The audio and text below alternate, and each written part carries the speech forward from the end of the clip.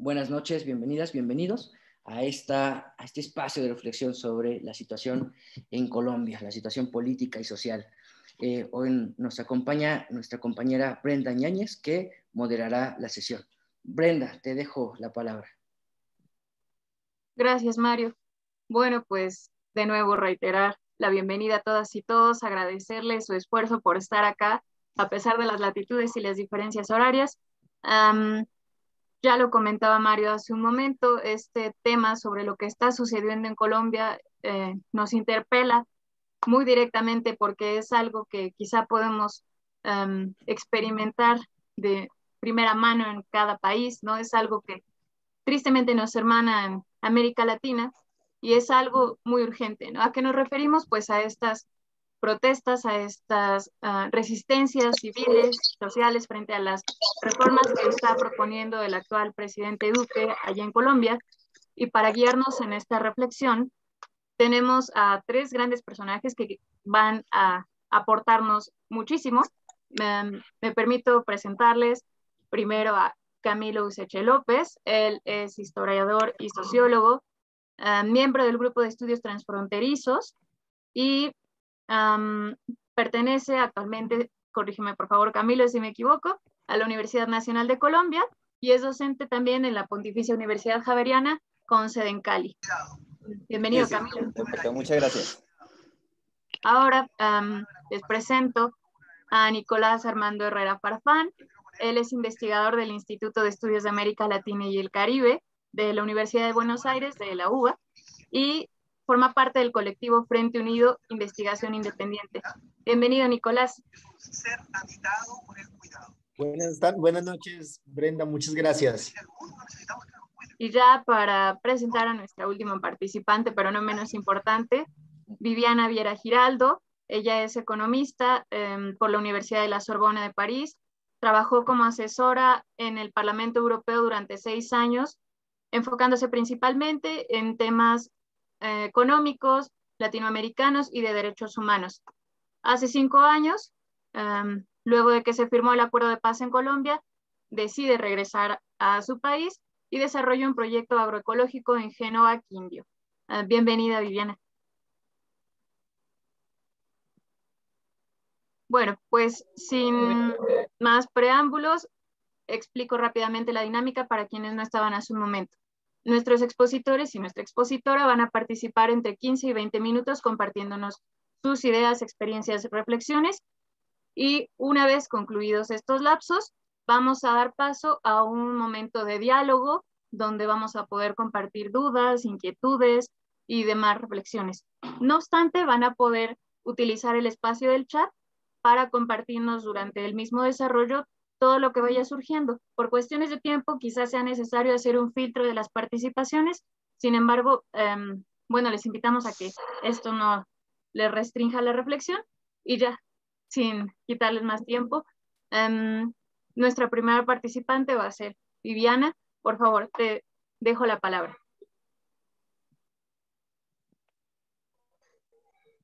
Hola, buenas noches. ¿Me escuchan bien? ¿Sí? Listo. Bueno, pues muchísimas gracias por la invitación. Como pues contaba Brenda, yo soy Viviana Viera. Yo estoy en este momento localizada en Génova, Quindío, que es la región cafetera en Colombia. Estoy en la cordillera de los Andes. Pues igual yo soy de Cali. Nací y crecí en Cali, precisamente muy cerca al barrio de Siloé, donde ha sido uno de los puntos de resistencia que ha habido en estos momentos en Cali, que se ha perfilado como la ciudad de la resistencia. Sobre lo que está sucediendo en Colombia, pues creo que es una situación bastante compleja. Y me gustaría contarles un poco cómo comenzó todo lo de la reforma, el paro y la situación en la que estamos ahora. Como ustedes saben, bueno, yo soy economista y el gobierno del presidente Iván Duque, que es un gobierno, digamos, muy a la derecha, hizo un préstamo durante la pandemia al Fondo Monetario Internacional, pidiéndole más o menos en un 4% del PIB. El Fondo Monetario Internacional le entregó un fondo equivalente al 2% del Producto Interno Bruto de Colombia. Estamos hablando más o menos de 5.000 miles de millones, 400 miles de millones de dólares. Y en ese sentido, el Fondo Monetario Internacional también le dijo al presidente, como ellos suelen hacer, estos organismos bilaterales, le dijo que tenía que hacer una serie de reformas para garantizar el reembolso de este préstamo.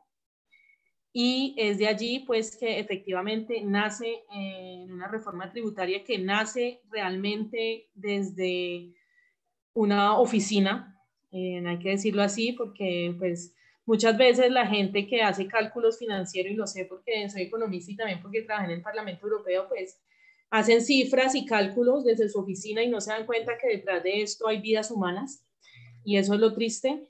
Entonces el Fondo Monetario Internacional va a decir varias cosas que son bastante terribles, como por ejemplo que se va a subir el impuesto del IVA.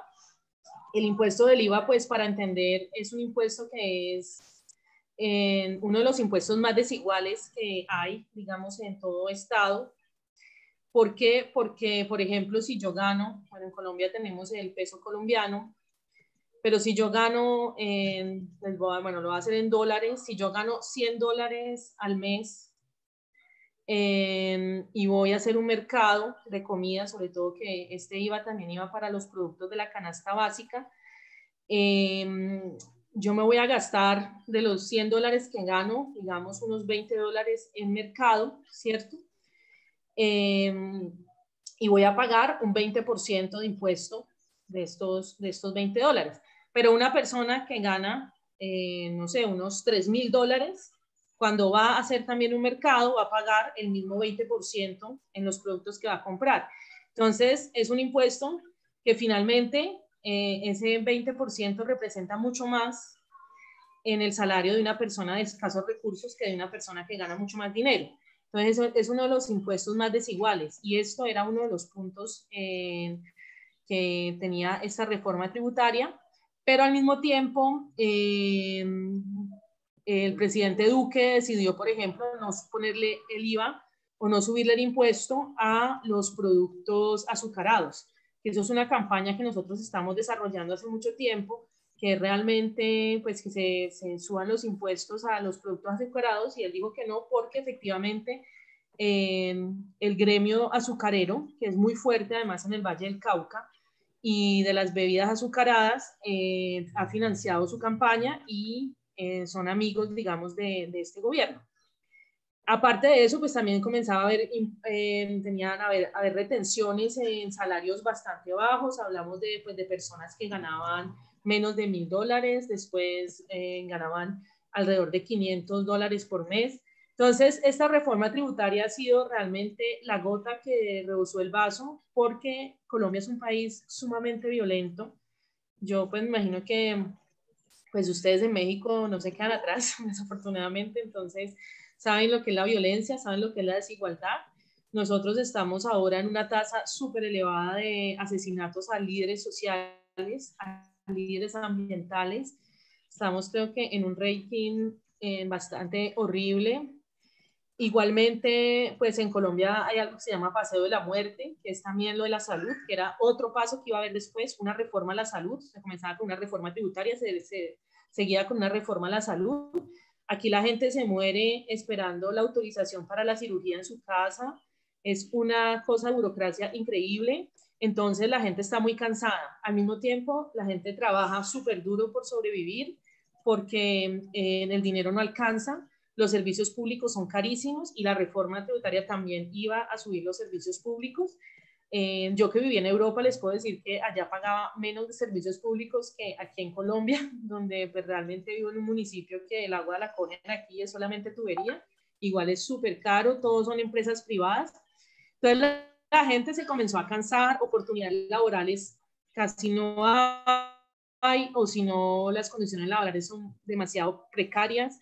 Está la subcontratación, el estudio pues cada vez es más difícil acceder, es algo realmente de privilegios, la educación pública cada vez está menos financiada, y bueno, es bastante difícil. Y en la pandemia, pues todo el mundo vivió una crisis. Imagino que en México también fue lo mismo como en otros países.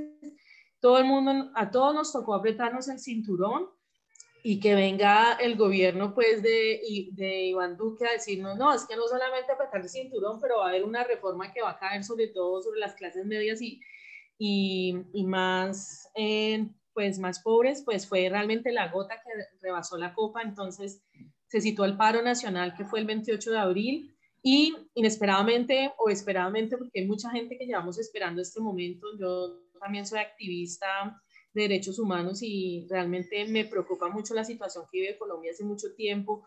No sé cómo la gente hace para aguantar realmente toda esta situación, porque salimos también de un marco de conflicto armado donde realmente aquí el nivel de violencia es bastante alto. Entonces, pues la gente salió y hay gente pues que sabemos que o cambiamos esto o nos vamos a hundir. Ya la gente no quiere vivir más en esas condiciones, es algo realmente inhumano. Aquí realmente la gente dice no hay futuro. Entonces, esto fue lo que sucedió. Fue un fervor popular que ha durado y que sigue durando hasta el día de hoy, donde la gente está en las calles exigiendo sus derechos. La ciudad de Cali, que le dicen la sucursal del cielo, se convirtió en la sucursal del cambio.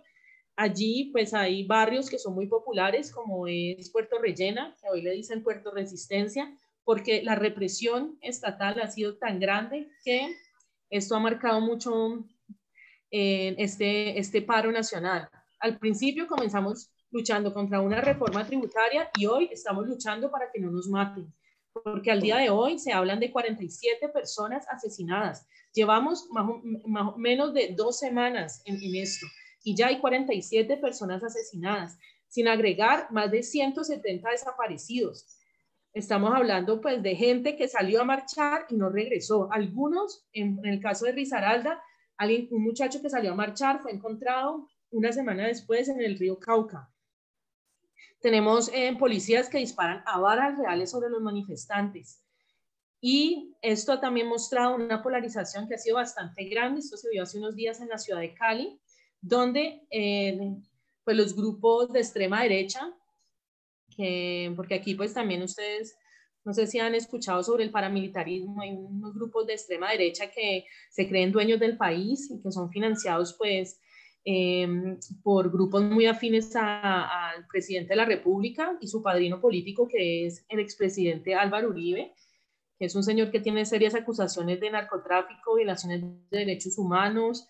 Entre ellos pues se habla de más o menos 6.402 falsos positivos, que son jóvenes que fueron asesinados para ser presentados como guerrilleros dados de baja en combate. Entonces, hay toda una cúpula de personas que no aguantaron que hubieran bloqueos, porque ellos son una clase súper alta y les molestaba, por ejemplo, que un indígena estuviera bloqueando la calle, un pobre estuviera bloqueando la calle y no los dejaran ir al supermercado, al mall, a hacer sus compras.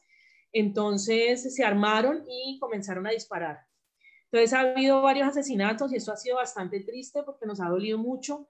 Se han perdido vidas muy valiosas de personas que estaban tranquilamente, pacíficamente en la calle y que les dispararon muchas veces. El caso, por ejemplo, emblemático de Lucas Villa en Pereira, muy cerca de donde vivo, que salió realmente un pacifista que le entregaba hasta flores a la policía. Estaba en un puente, en el viaducto, y estaban allí, y llegó un carro, él recibió 8 impactos de bala, murió anteayer porque pues todavía estaba conectado. Y lo mismo sucede en varios barrios de Cali, en otras partes también. Antioquia tiene una gran cantidad de desaparecidos. Entonces, digamos que comenzamos como una revuelta social y ahora estamos como impactados de la represión tan terrible en la que estamos, de la propaganda tan horrible que están manejando los medios de comunicación, donde hicieron ahora todo un montaje. Los indígenas del Cauca, que son los indígenas más organizados que tenemos en Colombia, el CRIC, ellos subieron a apoyar lo que estaba pasando en Cali, porque pues, llegaban tipos en unas Toyotas de $80.000 y sacaban unas armas automáticas a matar manifestantes. Y entonces los indígenas subieron, ellos tienen una guardia indígena que ellos pues son desde niños, los niños desde niños tienen responsabilidad con un bastón de mando, se les da la responsabilidad, están los salones de clases, si hay un conflicto ellos tienen que resolverlo, entonces tienen todo pues como una cultura, una formación pues que es muy bonita. De resto, ellos subieron 5.000 indígenas a Cali y ellos pues cuando siguieron disparando lograron capturar gente. Hay que saber que muchas de estas personas que han sido capturadas y de los vehículos que se han encontrado son de la Policía Nacional de Colombia. Y además de eso, pues ellos estaban, iba un gobernador indígena y los carros estos de esta gente súper rica cerraron al guardia indígena, le cerraron el paso y entonces él llamó pues a sus compañeros y ellos llegaron y les tenían una emboscada, entonces les dispararon en 2 puntos del sur de la ciudad de Cali a balas reales mientras estaban los que disparaban escoltados por la policía. Entonces la guardia persiguió a uno de ellos que se metió a un condominio de mucho dinero y como no lo dejaron entrar, entonces tumbaron la puerta y se metieron y los medios todos pasaron, fueron las imágenes de cuando en un carro de la minga indígena trataba de acceder al condominio y mostraron pues que habían roto vidrios, entonces más o menos la idea que dieron fue que en Cali los indígenas se estaban metiendo pues a destruir los condominios, a robar y a saquear, una cosa horrible que no tiene nada que ver con la realidad y que ha hecho pues que la polarización está terrible. En este momento la gente en Cali se está armando, la gente de estrato alto se está armando, están esperando pues que lleguen supuestamente a destruir sus condominios y pues esto realmente no ayuda en nada porque es una polarización terrible y estábamos en un movimiento muy hermoso de unidad, de levantarnos juntos, de trabajar juntos para construir un país mejor, donde ya hay asambleas populares en estos momentos para buscar soluciones y dar alternativas a lo que buscamos. Y bueno, es muy triste que en este momento nos estén con esta represión y con todo lo que está sucediendo a nivel internacional, de que nos están viendo cómo nos masacran y no está sucediendo nada. Entonces, ahorita estamos con el hashtag SOS Colombia, donde pues esperamos que digamos, estos gobiernos que han apoyado al gobierno de Iván Duque, que financian las Fuerzas Armadas de Colombia, como lo hace Estados Unidos con el FARC, nos pues recapaciten y se den cuenta que aquí lo que se está cometiendo en Colombia es una masacre, que esto no puede seguir así. Entonces ahí les dejo una primera intervención. Muchas gracias, Viviana. Pues creo que podemos coincidir en que nos has pintado de una manera amplia, pero también, pues, tristemente a detalle, de primera mano, el panorama de la situación actual allá, de algunos sitios en Colombia, ¿no? Parte de los territorios que se están viendo involucrados de esta forma en las manifestaciones. Sin duda, nos das una muy buena pauta para comenzar. Camilo, nos quedamos en tus manos, por favor. Bueno, buenas noches a todos. Gracias a la invitación que me hacen por medio de mi colega Luis Martínez Andrade, que realmente ha estado muy motivado en construir estas redes, ¿no? Con ustedes los mexicanos, y creo que es importante dar como un poco más de profundidad, ¿no? a lo que está sucediendo. El panorama que nos da Viviana, pues, un panorama totalmente emocional, ¿no? Y muy duro, porque expresa más o menos, ¿no? lo que se está viviendo en la actualidad. Pero evidentemente, pues el trasfondo estructural que tiene el problema en Colombia, pues no se podría entender sin lo que está sucediendo hoy en día en el mundo. Digamos, hay una conexión directa, digamos, alrededor de lo que se ha denominado una crisis civilizatoria, ¿no? No solamente a través de lo económico, sino una crisis alrededor de lo ecológico, de lo climático, de lo alimenticio, ¿no? Hay una serie de crisis simultáneas, ¿no? Que lo que ha develado es una especie pues de caer en cuenta que el capitalismo pues nos ha llevado a un callejón sin salida pues en el ámbito mismo del capitalismo además, ¿no? Entonces, yo creo que hoy más que nunca, como lo señalaría Walter Benjamin, estamos o debemos accionar los frenos de emergencia que impidan que el capitalismo pues destruya la humanidad.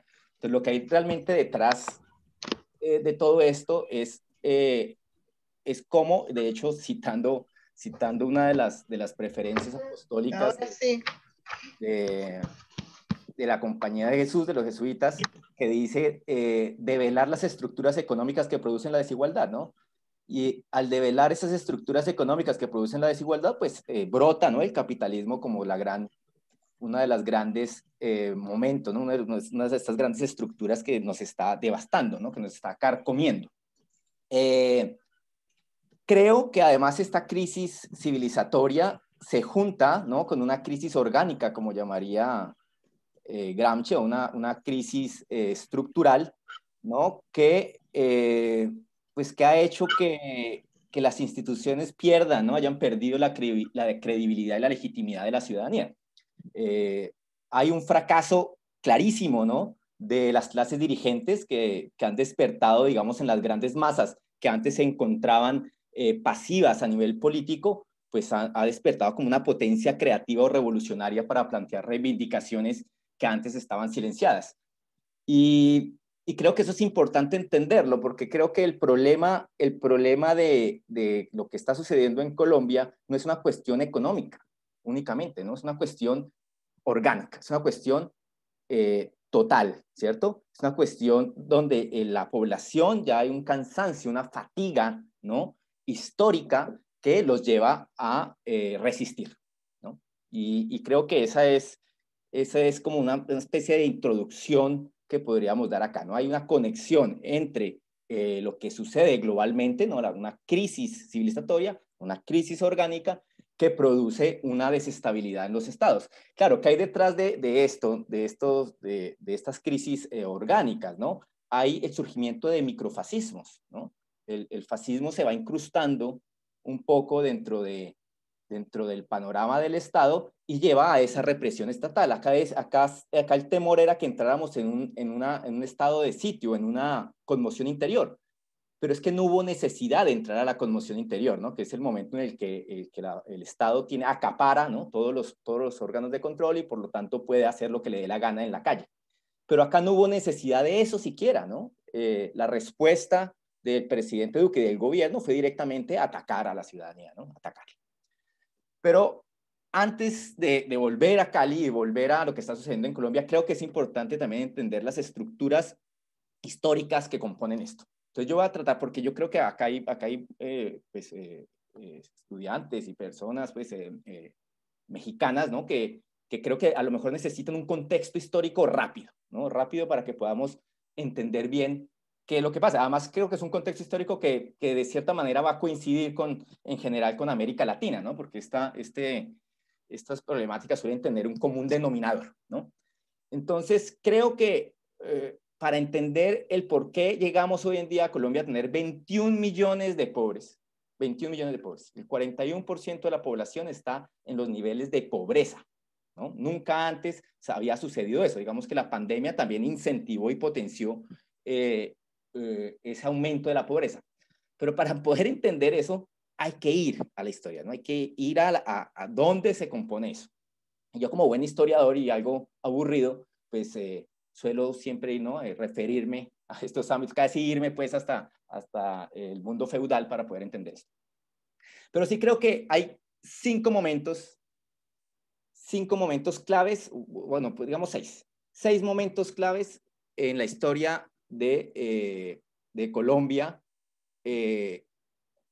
los cuales estructuran lo que está sucediendo, ¿no? Estructura estos mecanismos de desigualdad, cómo se construye la desigualdad y sobre todo cómo unas pequeñas élites construyen una hegemonía, ¿no? Una hegemonía sobre y control sobre la población a nivel constante, ¿no? Una constante económica. Entonces yo me pregunto, ¿cuándo se jodió Colombia? Como diría Vargas Llosa en Conversaciones en la Catedral, ¿no? Si hoy en día se puede citar a Vargas Llosa. Pero ¿cuándo se jodió Colombia? Y ese es el gran punto. Yo considero, y señalé estos puntos, que empezamos con la conquista, ¿no? Creo que la conquista y la colonia, ¿no?, creó y construyó una alteridad, ¿no?, una construcción de un otro inferior, etcétera, que pues empieza a constituir la rama esencial de lo que va a ser el racismo estructurado que existe hoy en día en Colombia, ¿cierto? Lo que ha citado bastantes veces Luis Martínez, que creo que es uno de sus temas que más ha desarrollado, que es el debate de Valladolid, ¿no?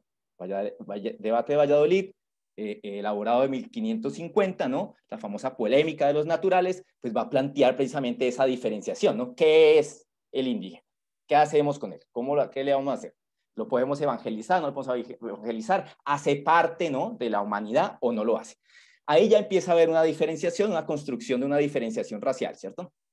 Es el primer punto. Estoy diciendo cosas muy generales, obviamente, pero para que entendamos, por ejemplo, qué sucedió el domingo en Cali, que salieron unos grupos de personas a decirle a la minga indígena que se devolvieran a sus resguardos, ¿no? Como animales. Vuelvan a sus resguardos, a su selva, que acá no los queremos, ¿no? Y creo que eso nace allí, ¿no? Nace precisamente esa construcción de superioridad sobre el otro. Segundo punto, la independencia, ¿no? Lo que Santiago Castro Gómez ha llamado la ibris del punto cero, un momento previo a la independencia, la construcción de una idea ya no solamente de control de la economía y de la política, etcétera, sino también de los cuerpos, ¿no? Una idea de la episteme, ¿no? También se transforma allí, hace parte de esa construcción colonial. ¿Qué pasa con esta independencia? La independencia es realizada por unas élites políticas, evidentemente, que van a heredar, ¿no?, todo esto que viene de la colonia. Y esa herencia colonial, ¿no?, no solamente en su economía, la economía de Hacienda, lo que llamamos la economía de Hacienda, que después va a derivar en una economía agroexportadora, es decir, una economía casi feudal, ¿no?, donde hay grandes hacendados, grandes terratenientes que explotan la tierra y después pues se sacan ganancias de ella, ¿no? Así siendo muy general en este caso, pero si no, nunca alcanzaríamos. Entonces, ese proceso del siglo XIX, lo que podríamos llamar el proceso de configuración de los estados nacionales en Colombia y en América Latina en general, pues está cojo, ¿no? Arranca mal, ¿no? Arranca tuerto. ¿Por qué? Pues porque plantea una diferenciación con nosotros, ¿no? Plantea primero una desigualdad económica, herencia de la colonia, plantea además de eso un discurso racial sobre el otro, también de exclusión. Recordemos que las independencias son elaboraciones prácticamente burguesas, por no decirlo así, ¿no? Acá no podemos decir que la independencia la hicieron los indígenas, porque no fue así. Entonces, plantea de por sí ya una exclusión del otro, ¿no? Una exclusión del otro sobre una base económica que es herencia colonial. Y esa configuración de los estados nacionales, pues también va a llevar unas confrontaciones civiles, ¿no?, a nivel de modelos políticos, si es federalista, si es centralista, todos los rollos que vivimos todos los estados latinoamericanos, pero que van a configurar además a Colombia como un país de muchas violencias, ¿no? No ha tenido una sola violencia, sino muchas violencias. Desde el siglo XIX estamos en guerra civil, ¿no? Estamos en guerras civiles y definiendo qué vamos a hacer con el Estado colombiano y con la nación colombiana, ¿no? Y este es otro punto clave, y es que a finales del siglo XIX, dentro de ese proceso de construcción de estados nacionales, va a llegar un nuevo modelo económico que es el capitalismo industrial. Cuando entra el capitalismo industrial a Colombia, a comienzos del siglo XX, con la idea de la modernidad y que vamos a ser seres modernos, claramente no lo somos y no lo hemos llegado a ser. De hecho, si hay algún presidente y gobernante premoderno, es Duque, ¿no? Señor que invoca a la Virgen de Chiquinquirá para solucionar la pandemia, ¿no? O sea, tiene todas unas nociones, ¿no?, muy premodernas de cómo solucionar esto. Es un señor desconectado completamente de la realidad. Y ese capitalismo industrial que trata de ingresar a la modernidad, pues obviamente ingresan nuevos sectores sociales, como el proletariado, por ejemplo, ¿no?, la clase obrera. ¿Quiénes van a ser estas personas susceptibles a modernización? Pues van a ser personas que vienen del campo, sujetos que vienen del campo, que van a empezar a poblar las ciudades Y esas ciudades, obviamente, dentro de esa dinámica del capitalismo, pues van a terminar siendo los obreros pobres que van a empezar a poblar los barrios, ¿no? Y a agrandar las ciudades, ¿no? Ese agrandamiento de las ciudades y a producir más desigualdad. ¿Cuál es el problema del ingreso del capitalismo industrial? Que se hace sobre la base de la economía de Hacienda. La economía no suplanta la economía de Hacienda. La economía de Hacienda permanece y el capitalismo industrial se junta con ellos, ¿no? Entonces, tenemos, por lo tanto, que los mismos hacendados y terratenientes son los dueños de las fábricas, etcétera, etcétera. Se empieza a reproducir un fenómeno que se hace desde la independencia, ¿no? ¿Quiénes eligen? ¿Cuál es la democracia que existe en el siglo XIX? Es una democracia incompleta, ¿no? Una democracia que son los grandes, los ilustrados, los terratenientes, los hombres, etcétera, ¿no? Que son los que pueden votar. Es decir, desde siempre se han elegido a sí mismos, ¿no? Hay una endogamia, ¿no? A través de la dirigencia política y de las élites políticas que perdura hasta hoy en día, ¿no? Siguen eligiéndose a sí mismos. Estamos hoy en el tercer tópico, ¿no? Que es el ingreso del capitalismo industrial. Cuarto tópico. La violencia partidista en Colombia, que se va a empezar a dar desde los años 30 de la década del siglo XX, esa violencia partidista entre liberales y conservadores, va a ser, muchos lo consideran como el inicio, ¿no? De hecho lo llaman como tal, la violencia, ¿no? Los historiadores dicen la violencia. Fue un periodo que va casi desde los años 30 hasta otro periodo que se llama el Frente Nacional. Pero antes de eso, ¿qué es lo que va a producir estas violencias? Estas violencias partidistas tienen distintas maneras de entenderse. Primero porque ya había el surgimiento de distintos movimientos sociales, que muchos movimientos sociales armados ya empezaban a surgir en los años 30, también producto de las luchas obreras, ¿no? La Revolución Rusa obviamente influye absolutamente en Colombia a comienzos del siglo XX, bueno, en los años 20, sobre todo cuando se va a crear el Partido Comunista en Colombia, etcétera. Pero tiene unas particularidades, es que empiezan a surgir otras maneras de concebir el Estado, ¿no? Y de cómo gobernar el Estado, ¿no? Ya sabemos que la nación está dividida, está fraccionada, ¿no? Los indígenas ni siquiera cuentan dentro de como ciudadanos, los negros ni se diga, ¿no? También están excluidos, simplemente estamos hablando de una construcción, una configuración, Estado nacional de unas élites, ¿no?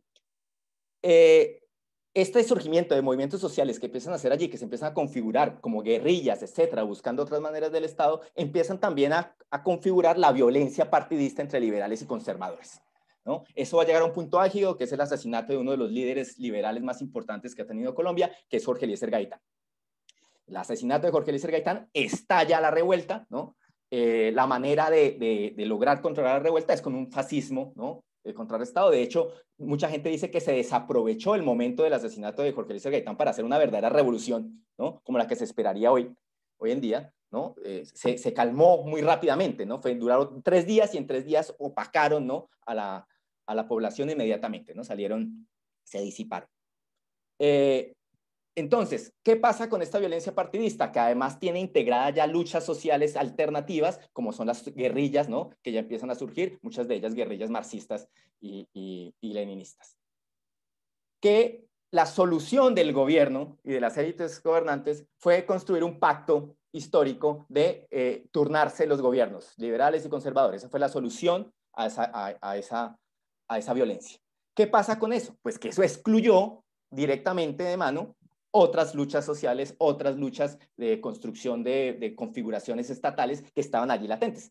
Eso lo que va a propiciar y va a estallar es las guerrillas también, ¿no? Una serie de guerrillas que se sienten excluidas, no solamente campesinas, sino ya empieza a haber guerrillas urbanas. Entonces, vamos a ver en los años 60, 70 y 80 la configuración de distintas guerrillas de todo tipo, ¿no? Maoístas, leninistas, marxistas, leninistas, pensamiento Mao Zedong. Es decir, va a haber todo tipo de guerrillas allí al lado, ¿no? Entre los años 60 y 70 y que van a ser reprimidas por un Estado, ¿no? Que va a tratar de combatirlas a lo que más pueda. Obviamente meterse en la selva, pues es complicado. ¿Por qué? Porque dentro de la configuración del Estado Nacional en Colombia no hay una conexión del Estado con sus territorios. Hay territorios que el Estado nunca le interesó, ¿no? La concepción de que la civilización está en las tierras altas y el salvajismo en las tierras bajas. Entonces nada más se preocuparon por los centros, ¿no? Bogotá y Medellín.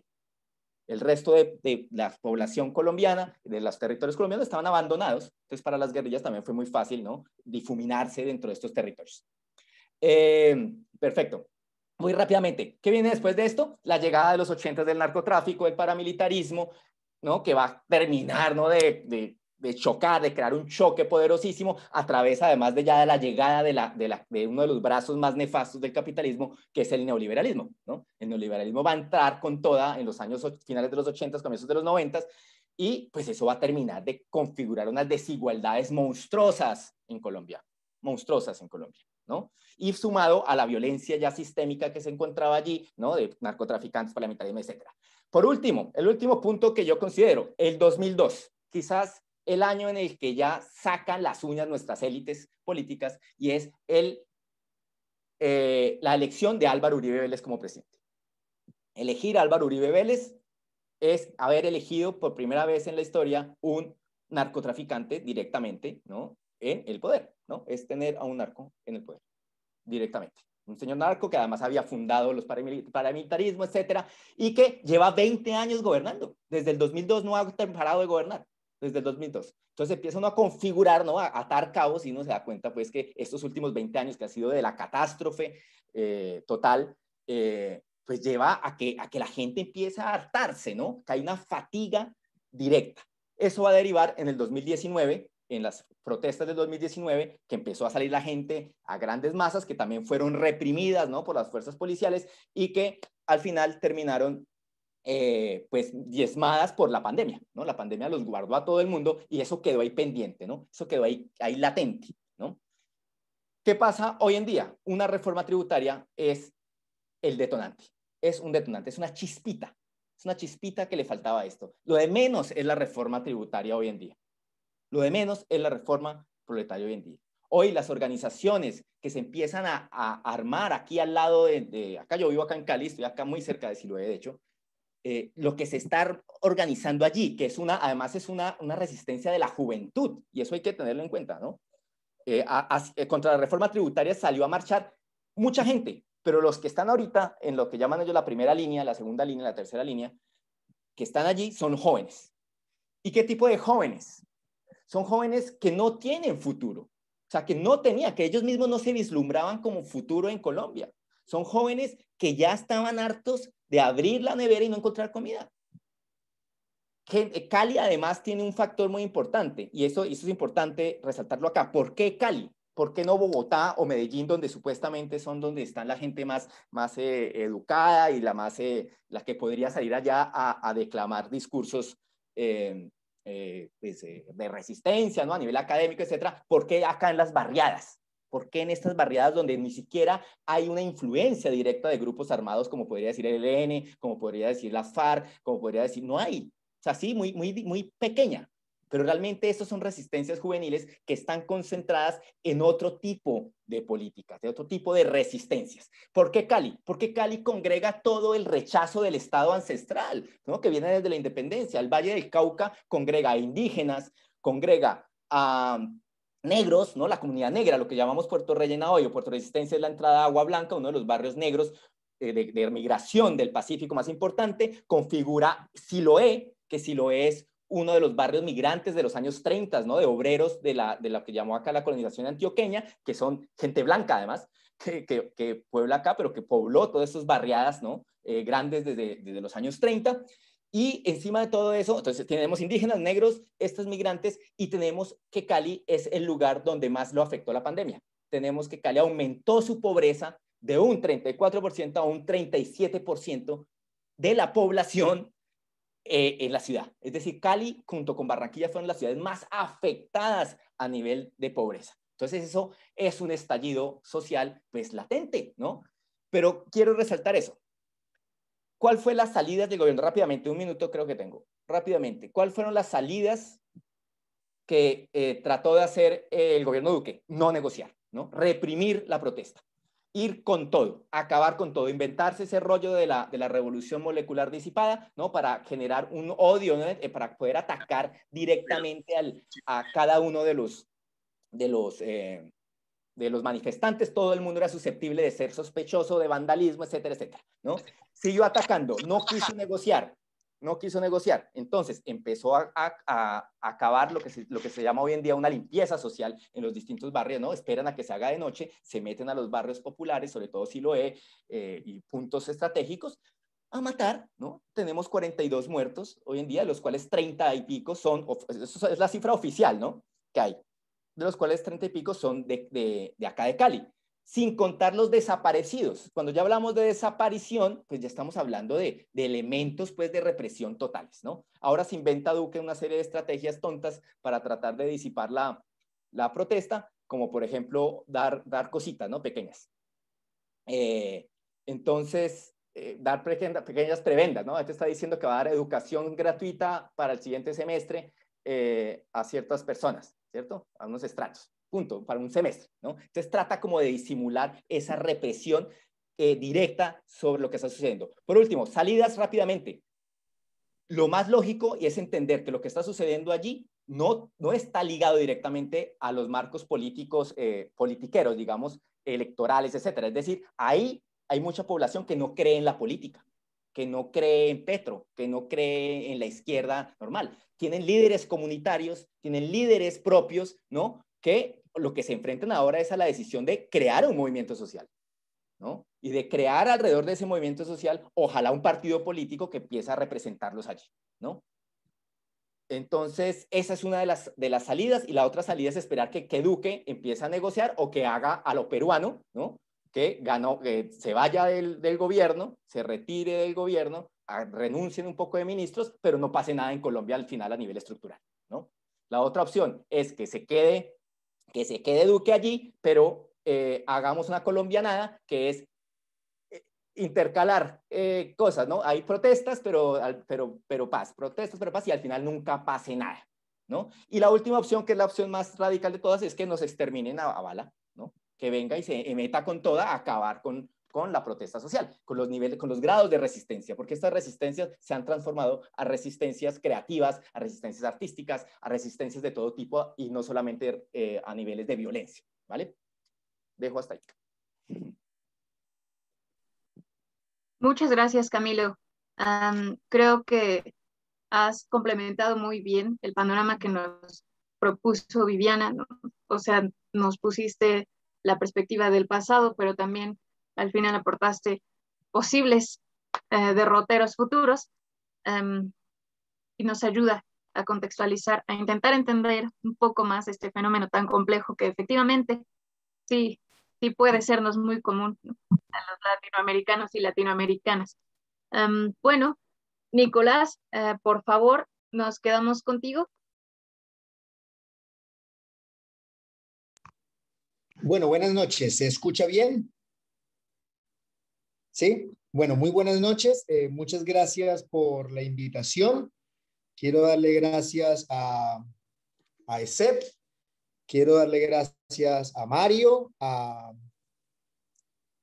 Luis, que fue una de las personas que nos invitó, a Brenda por la moderación, y a Viviana y a Camilo porque me antecedieron el uso de la palabra. Y quiero, antes de hablar, decir que no olvidemos, quiero expresar mi apoyo público en este momento al pueblo palestino que está siendo atacado por el Estado sionista de Israel, y rendir memoria no solamente a Lucas Villa y a los otros 40 y tantos de víctimas que han pasado en estos días, sino a las 60 víctimas que han sido bombardeadas cruelmente en Palestina, en la Franja de Gaza, ¿no? Porque entendiendo que CEP es una organización, no tiene una inspiración cristiana, también recordar que Jesús de Nazaret era palestino, ¿no? Entonces, en memoria de ese palestino y de todos los mártires, las y los mártires que siguen derramando su sangre por la dignidad de la humanidad, ¿no? Entonces, muchas gracias por la invitación, y en memoria de compañeros y compañeras, quiero, para ser responsable con el uso del tiempo, en 15 minutos, exponer sobre lo que pasa en Colombia, partiendo de lo que dijeron Viviana y Camilo.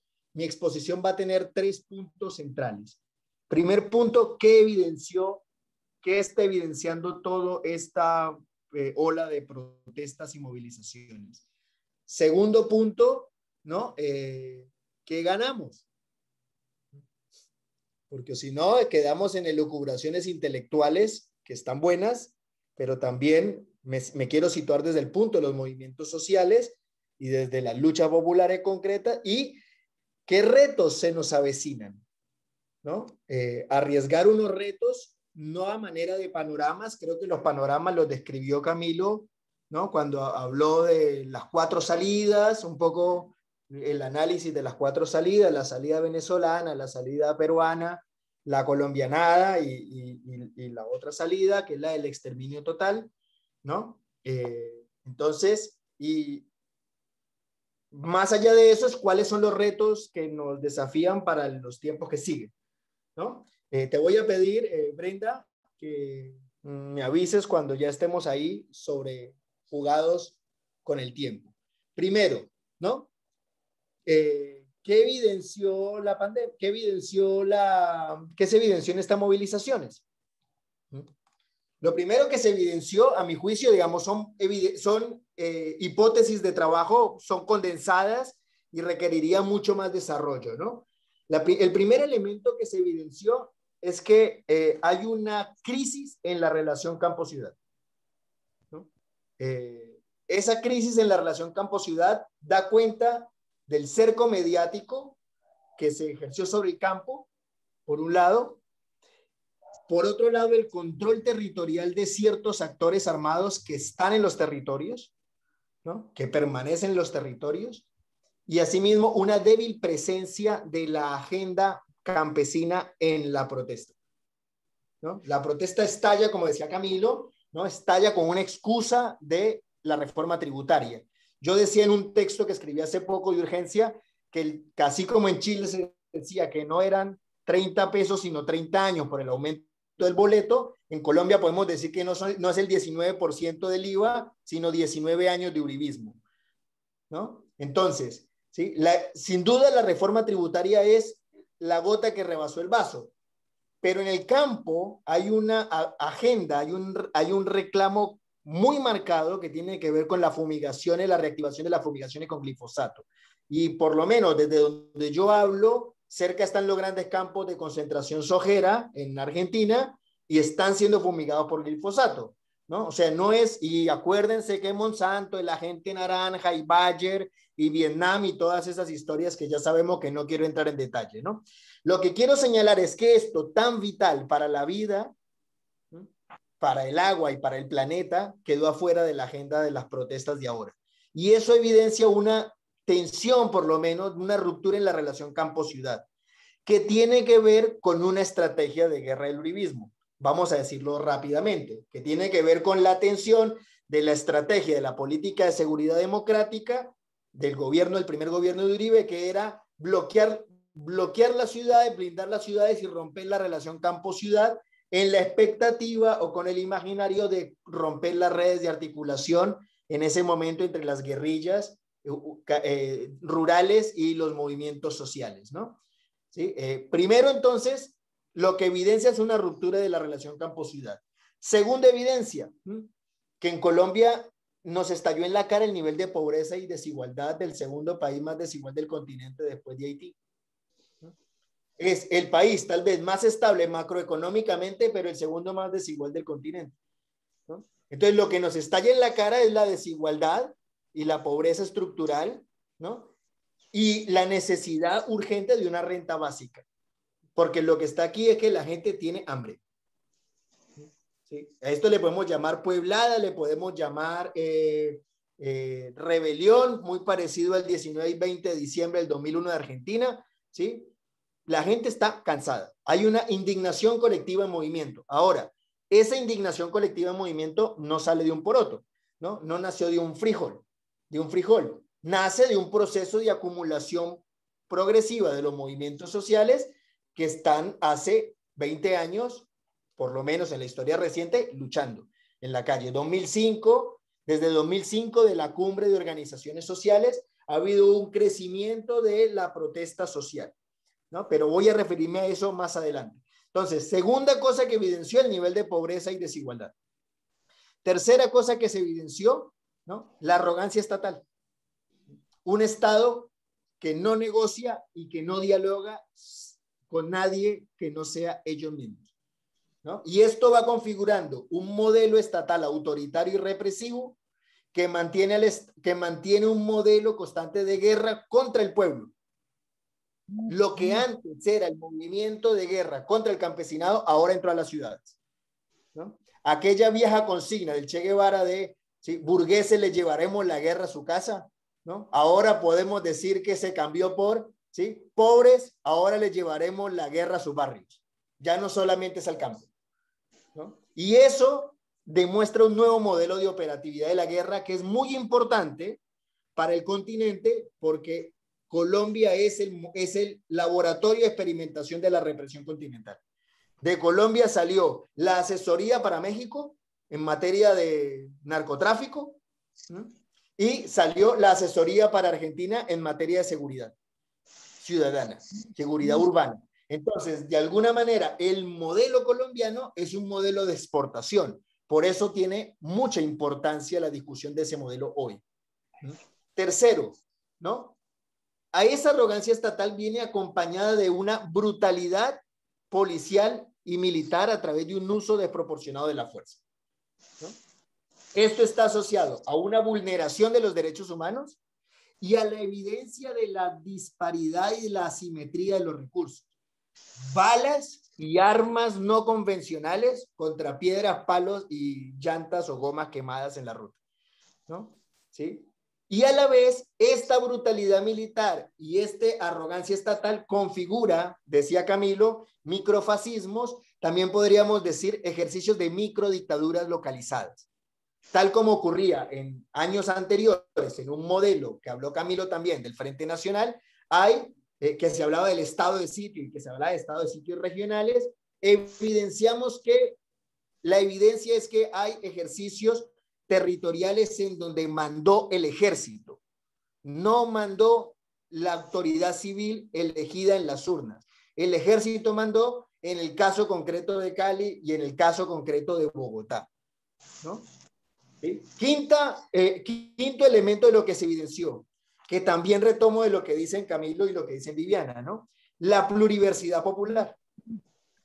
O sea, en realidad estamos ante la evidencia de que está la raizalidad en juego. Eso que hablaba Falsborda y Manuel Zapata Olivella de los pueblos originarios, de los indígenas, de los afros, de los mestizos y de los colonos antiseñoriales, de los hispánicos antiseñoriales, eso nos estalló en la cara. Entonces ahí tenemos al CRIC, al Consejo Regional Indígena del Cauca, dando ruedas de prensa con el PCN, el proceso de comunidades negras. Y en los barrios tenemos a los negros y a los indios, y en las movilizaciones y en las universidades tenemos a los negros, a los indios y a los mestizos populares, ¿no?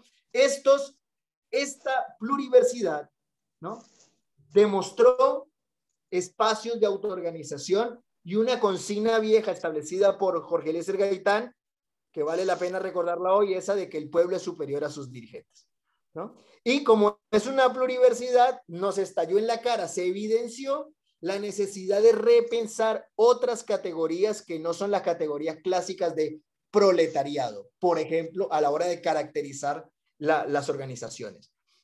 Sexto elemento que se evidenció, los microfascismos, que ya los habló Camilo, ¿no? Y a la vez que ya lo habló Viviana, la latencia de la cultura paramilitar, ¿no? Esa cultura paramilitar que se está reactivando, esa cultura paramilitar, ¿no?, que se basa sobre los racismos estructurales, ¿no? La televisión dijo, ciudadanos se enfrentan a indígenas en Cali. Me hizo acordar de una lámina que hubo aquí en Argentina hace muchos años cuando se incendió un taller clandestino que decía, se incendia taller clandestino, mueren 10 personas y un boliviano, ¿no? ¿Qué quiere decir ciudadanos se enfrentan contra indígenas? ¿No?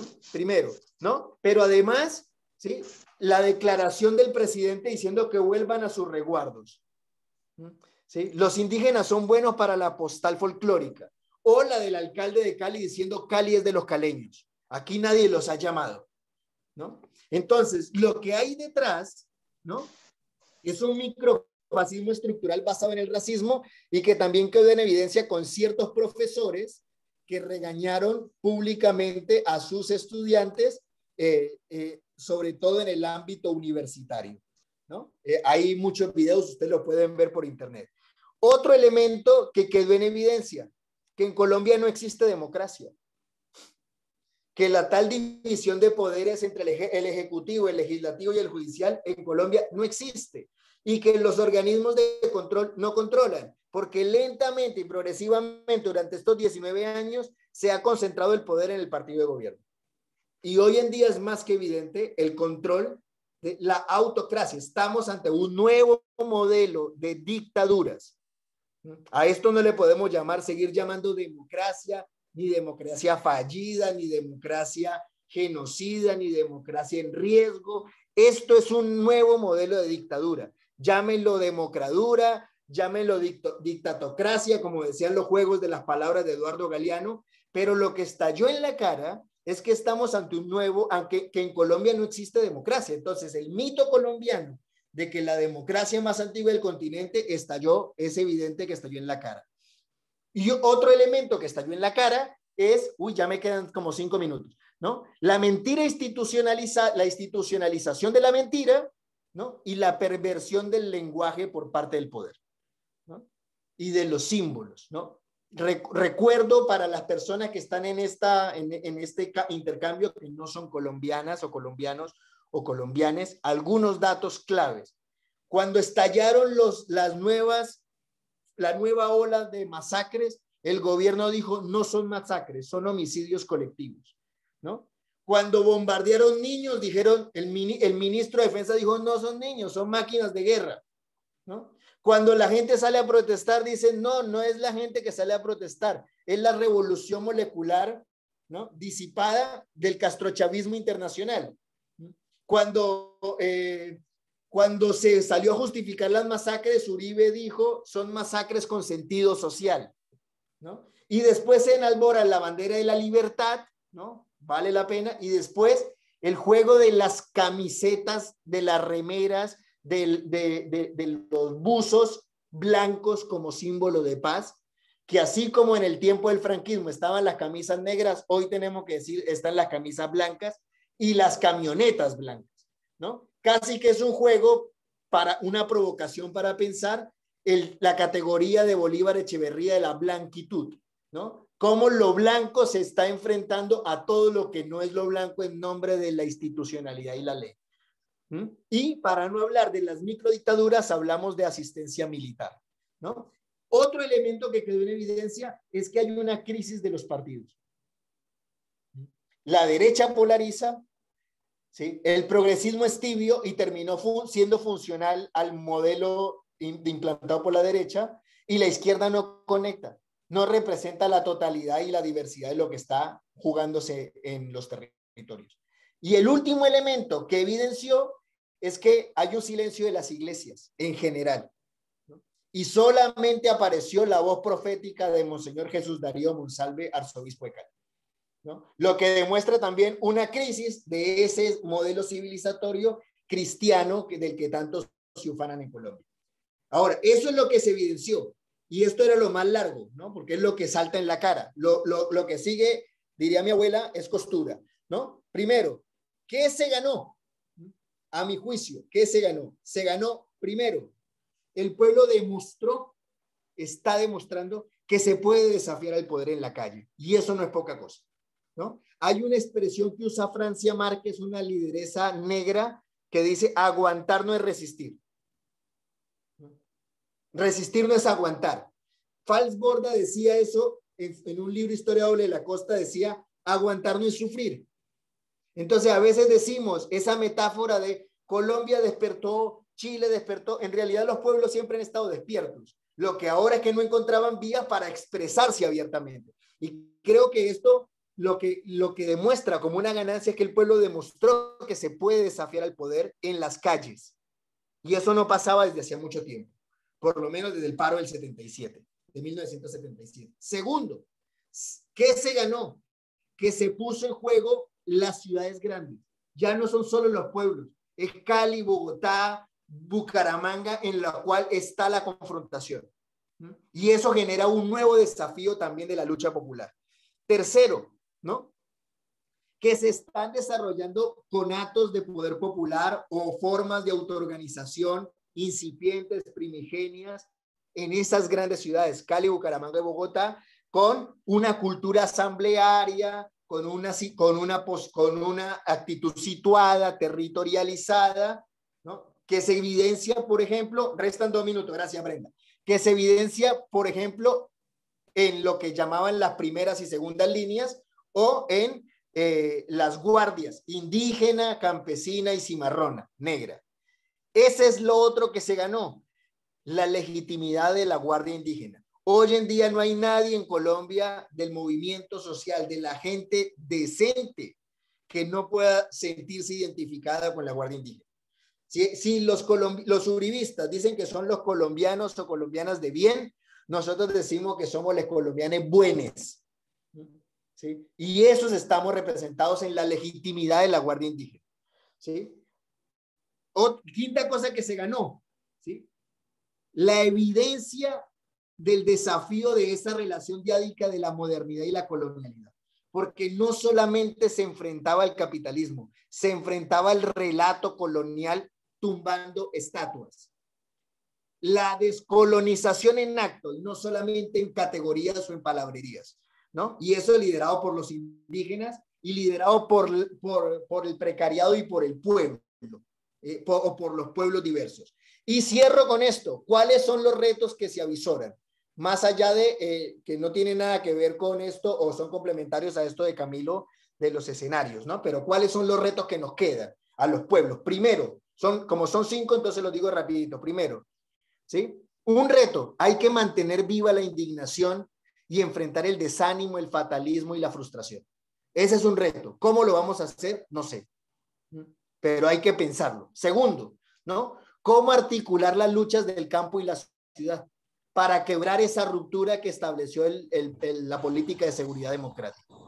Tercero, ¿cómo acompañar al pueblo no solamente en la resistencia, sino en la represión que se viene? Porque ahora la gente tiene miedo en los territorios de que ahora venga el plan pistola sistemático que ha sucedido contra los líderes sociales y contra los firmantes del acuerdo de paz, que ahora venga sobre estos líderes espontáneos que aparecieron en las movilizaciones y en los cortes, sobre todo en los territorios de Cali, y que dieron la cara. Cuarto, ¿sí? ¿Cómo canalizar la indignación hacia un proyecto emancipatorio? O sea, ¿cómo volver movimiento la indignación? Y el reto es gestar nuevos liderazgos, ¿no? Colectivos, plurinacionales. Las feministas usan un concepto de, ¿sí?, liderazgo entrañable, liderazgos entrañables. ¿Cómo pensamos nuevos liderazgos, ¿no? Y cómo se promueven nuevas estructuras colectivas que no pueden ser ni las viejas estructuras partidarias ni las tradicionales estructuras de movimientos sociales, ¿no? Hasta ahora vistas y que van más allá de las elecciones. Y el último reto, por lo menos que yo quiero plantear, es cómo pasamos a nivel internacional de la solidaridad solamente de la denuncia, ¿no?, a la construcción de proyectos articulados, aunque sea en pequeña escala, que puedan pensarse los pueblos colectivamente como pueblos indo-afro-latinoamericanos, sino simplemente como hoy no movilizamos por Colombia, como ahora tendríamos que estarnos movilizando por El Salvador o por la masacre de Brasil, ¿no? Es necesario entonces pasar de la denuncia a la construcción creativa de propuestas. Y dejo aquí para no ser tan irresponsable con el tiempo. Muchas gracias. Muchas gracias, Nicolás. Creo que ha redondeado de manera apropiada las exposiciones tanto de Viviana como de Camilo, y ahora podemos tener pues un poco más de herramientas para comenzar el momento de diálogo. Hasta ahora nadie ha puesto ningún comentario en el chat, pero son bienvenidos para hacerlo. De no querer escribirlo, pueden levantar la mano en el icono que está en las opciones de Zoom o, por favor, abrir su micrófono y plantear sus dudas, comentarios o posibles respuestas o refutaciones quizá para nuestros ponentes y nuestra ponente. ¿A quién le gustaría iniciar? ¿Alguien tiene una pregunta? A Camilo. No, yo Por quería favor. hacer algo que se me quedó también por fuera del tintero, pero que Nicolás me acordó, y es el proceso de paz en Colombia. Digamos, esto no puede entenderse o desarticularse a lo que pasó con el proceso de paz en Colombia con las FARC, ¿no? Como dice Nicolás, y que tiene toda la razón, es que esto no es un fenómeno urbano tampoco, ¿no? Esto es un fenómeno que afecta a lo rural, la ciudad, y pues que afecta pues al crisol que tenemos de población, ¿no? De subjetividades, porque es que esto hoy en día esto es infinito prácticamente. Pero no se puede desentender sin ese proceso de paz, porque el proceso de paz fue un proyecto que a nivel teórico, a nivel de lectura, pues iba a funcionar de manera, iba a lograr iba a empezar a lograr matizar, ¿no? Esas desigualdades que habían en esos espacios que se había tomado, que tenía la guerrilla, que tenían los paramilitares, es decir, el Estado tenía que acaparar esos espacios, pero eso nunca se acapararon, ¿no? ¿Por qué? Porque cuando sube el gobierno de Duque desarticula, ¿no? Desarma por completo, desfinancia además por completo el proceso de paz, y eso hace que el proceso de paz pues se venga abajo prácticamente, no se pueda llevar a cabo. Entonces quedan espacios en el territorio colombiano que son acaparados por bandas criminales, por nuevas insurgencias, o sea, vuelve de nuevo, ¿no? Y reflora, o sea, lo que pretendía el proceso de paz, que era precisamente iniciar un proceso de intercambio, de reconciliación, etcétera, pues toda la utopía con la que uno cree que va a llegar un proceso de estos, se viene abajo inmediatamente. Y esto está muy ligado también a eso, ¿no? Estas políticas de gobierno, apenas sube Iván Duque, recordemos que Juan Manuel Santos, que hace el proceso de paz, es un traicionero de Uribe, porque él sube señalado por Uribe también, ¿no? Él sube como uribista al poder, ¿no? Y traiciona a Uribe de cierta manera, implementa un proyecto de paz por el que no está de acuerdo el uribismo, y apenas logran volver al poder Duque, lo desmonta, ¿no? Lo desmonta, y eso está ligado a estas violencias y a estas estructuras que estamos viendo hoy en día en las calles, ¿no? Las calles se ve eso, ¿no? Se ve lo mismo, la migración del campo a la ciudad sigue existiendo, ¿no? La migración de la violencia sigue trayendo gente a las ciudades a ser parte, ¿no? Pues de las desigualdades, ¿no? Que son desigualdades ya endémicas, ¿no? Que tenemos en Colombia. Entonces eso es importante entenderlo, ese pedacito del proceso de paz desarticulado, un proceso de paz que pudo haber funcionado como algo, como un buen inicio, ¿no? Para poder reconstruir el tejido colombiano, ¿no? Que es una de las cosas que está roto completamente. Gracias, Camilo, por agregarnos este último punto. Ciertamente es muy relevante. Ya tenemos aquí dos preguntas. Una la plantea Kitty Cunningham directamente a Nicolás. Por la última participación que tuviste, bueno, la última propuesta que tuviste durante tu participación.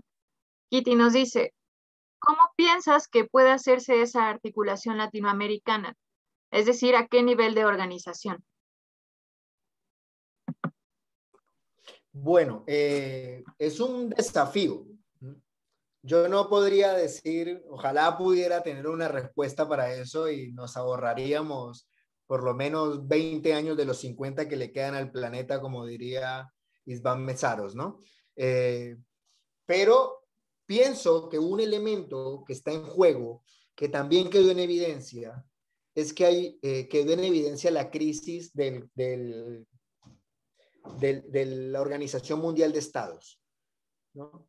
Y que en los estados prima mucho más los intereses de Estado a los intereses de los pueblos, ¿no? Entonces, el discurso de la OEA, que solamente 10 días después, tan rápido que tuitea Luis Almagro cuando pasa algo en Venezuela, solo 10 días después de la movilización, de lo que pasó en Colombia, salió a decir que bueno, que podía haber unos excesos, ¿no? De la policía y del ejército y que nadie tenía derecho a bloquear las vías, ¿no? Y después que va la Comisión de Naciones Unidas a Colombia y lo que sucede con la Comisión de Naciones Unidas es que le terminan dando bala, ¿no? Entonces, lo que queda en crisis es que el Consejo Mundial, la Organización Mundial de Estados está en crisis.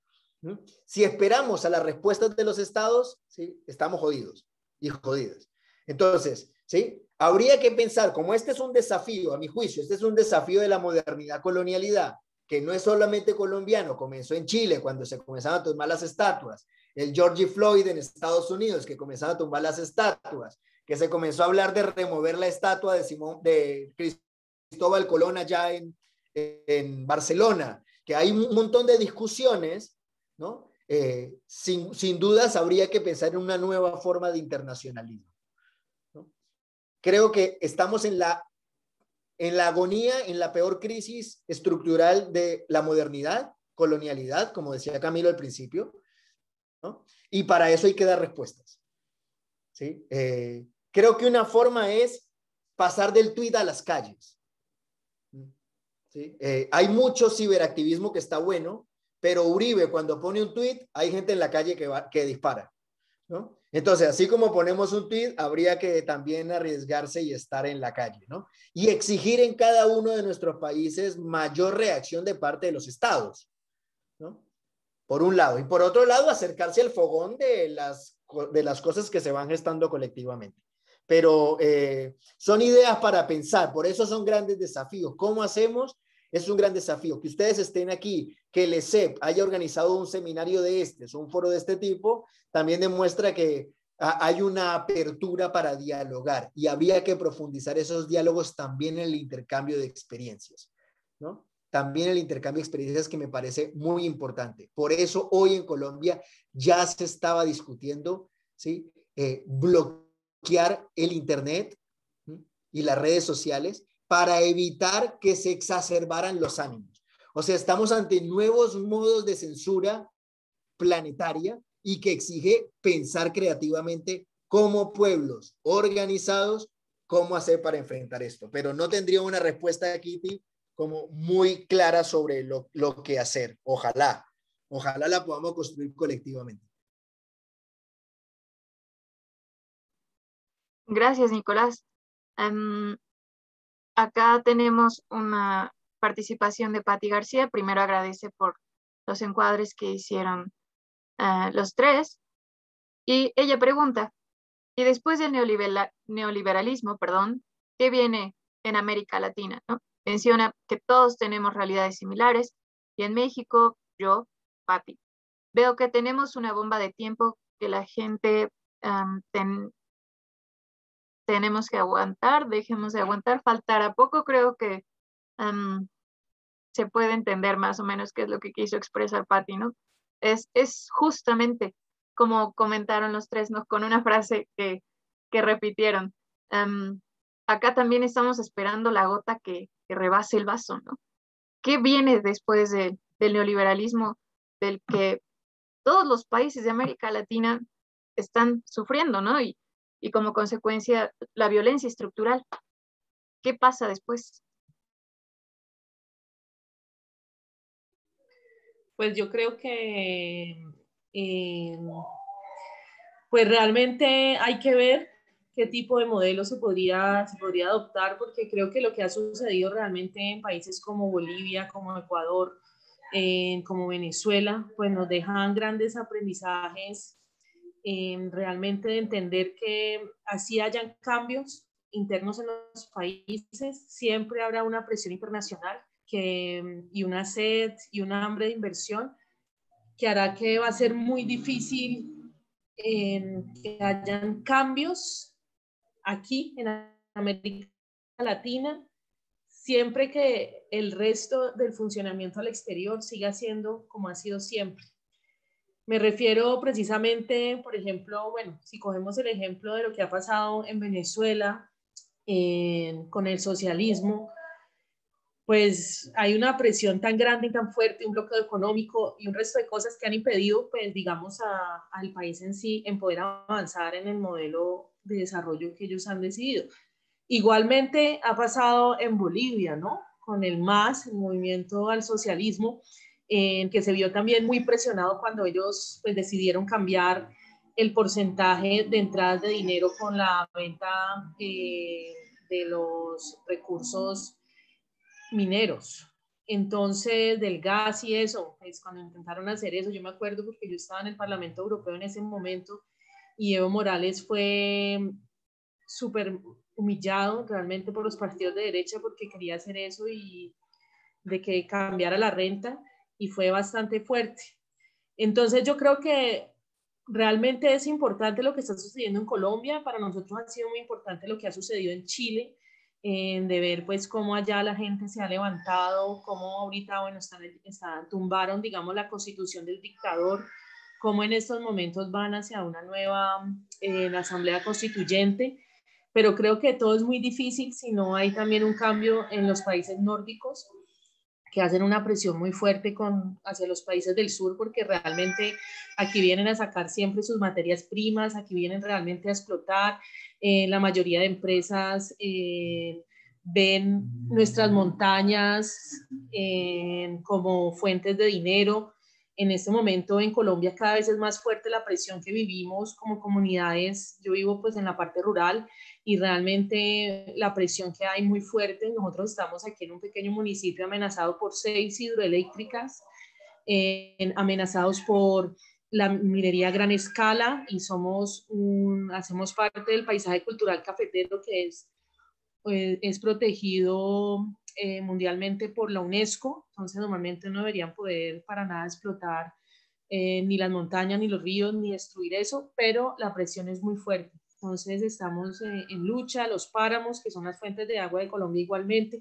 Entonces creo que es bastante difícil, pero lo que para mí ha sido muy importante con estos movimientos, con el movimiento que ha habido ahora en el país, en Colombia, es que creo que hemos dado un paso adelante, ya que siempre que había manifestaciones se decía, no, está infiltrado por la lucha armada y por la guerrilla, está ahí metida la guerrilla, y entonces eso pues justificaba una arremetida violenta.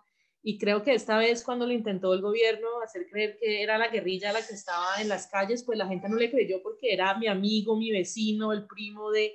Entonces esto fue muy importante. Entonces creo que eso ha sido bastante significante para Colombia en ese sentido y creo que esto nos va a permitir un cambio. El problema realmente es que a nivel político hay muy pocas propuestas y siempre están los mismos politiqueros y la misma gente de siempre. Entonces creo que hay que ver cómo se constituye, pero creo que los modelos democráticos están bastante desgastados porque ya no, realmente no, las democracias son votar cada 4 años a gente que se queda en el poder y que finalmente lo que hace es corrupción y llenarse de plata.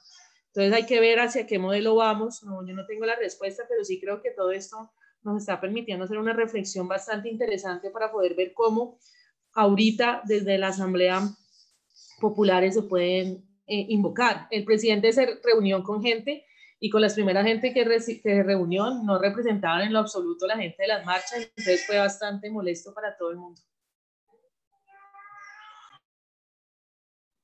Gracias, Viviana. Pues sí, sí da mucho para pensar.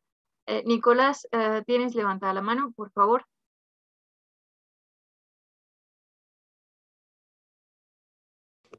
Sí, digamos que es una pregunta, Patricia, gracias por la pregunta, ¿no? Es una pregunta que nos pone un gran desafío, ¿no? Después del neoliberalismo, ¿qué?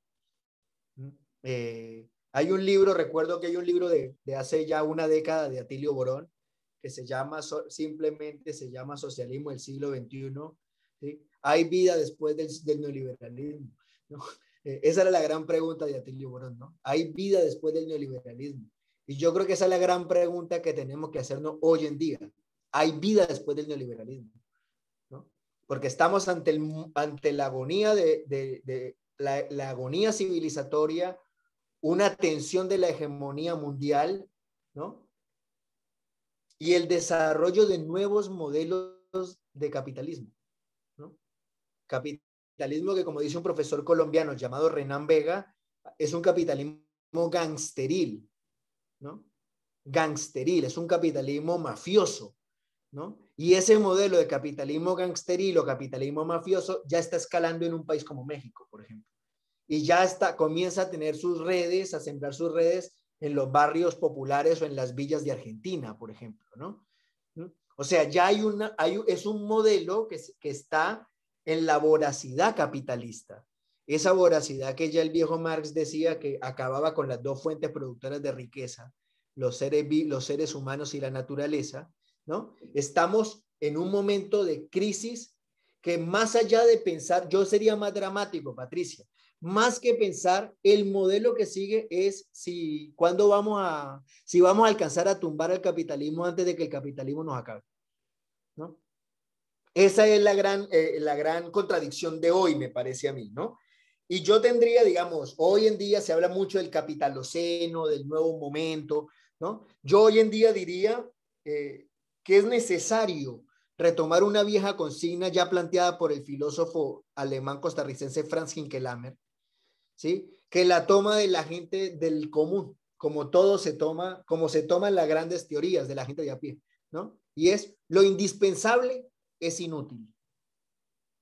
Todo lo que sea inútil para el capitalismo y para el neoliberalismo tiene que ser indispensable para los pueblos hoy en día. Dedicarse tiempo, el ocio, compartir, abrazar, encontrarse, hacer trabajo colectivo, ¿no? Recuperar la espiritualidad. Hay un montón de tareas que tenemos, ¿no?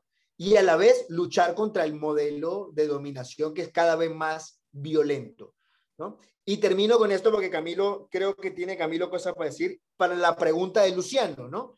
Si hay organización, que si lo puede cooptar el centro, los partidos de los profesionales de la política, Viviana ya lo decía. Lo primero que se juntó Duque fue con el centro. Y la gente dijo, ¿y esto a quién los llamó? ¿Quién los invitó? ¿Quiénes se creen? Y después, los progresistas son el alcalde de Cali y la alcaldesa de Bogotá. Y fue donde terminaron capitulando en varias formas al modelo de dominación. Entonces creo que también hay una crisis, esa es la gran crisis, el gran desafío, porque el centro no puede cooptar, la derecha está polarizando y la izquierda todavía, por modelos estructurales, teóricos, a veces vetustos, le impide poder interpretar lo que hay ahí de cara a darle una salida electoral. Pero no confundamos lo político con la política, ¿no? Porque siempre están los movimientos sociales y hay un proceso político en curso debatiendo políticamente, aunque todavía no tenga expresión electoral. Y también yo diría, ¿sí? Comencemos a llamar elecciones y dejemos de hablar de democracia porque en estos países todavía no ha llegado ese mito. Gracias, Nicolás. Bueno, solo para contextualizar, por si alguien no ha leído la pregunta que planteó Luciano y que respondió Nicolás, Luciano nos dice, ¿existe en Colombia el riesgo de que la organización de los pueblos que hacen frente al modelo neoliberal y la violencia pueda ser cooptado por los grupos de profesionales de la política, entre comillas, generalmente de centro? ¿Y cómo se ha tratado de evitar esto si se han dado situaciones así? Y comenta que en Chile ha ocurrido algo así, los frutos del movimiento social corren riesgos altísimos de quedar en nada. A estas preguntas fueron las que respondió Nicolás. Ahora sí, por favor, Camilo. Sí, no, lo primero es decir que yo también soy un personaje muy pesimista, ¿no? Con lo que sucede aquí. Sin embargo, a mí sí me queda todavía un aire por ahí una luz, ¿no? Que alcanza uno a ver, a vislumbrar.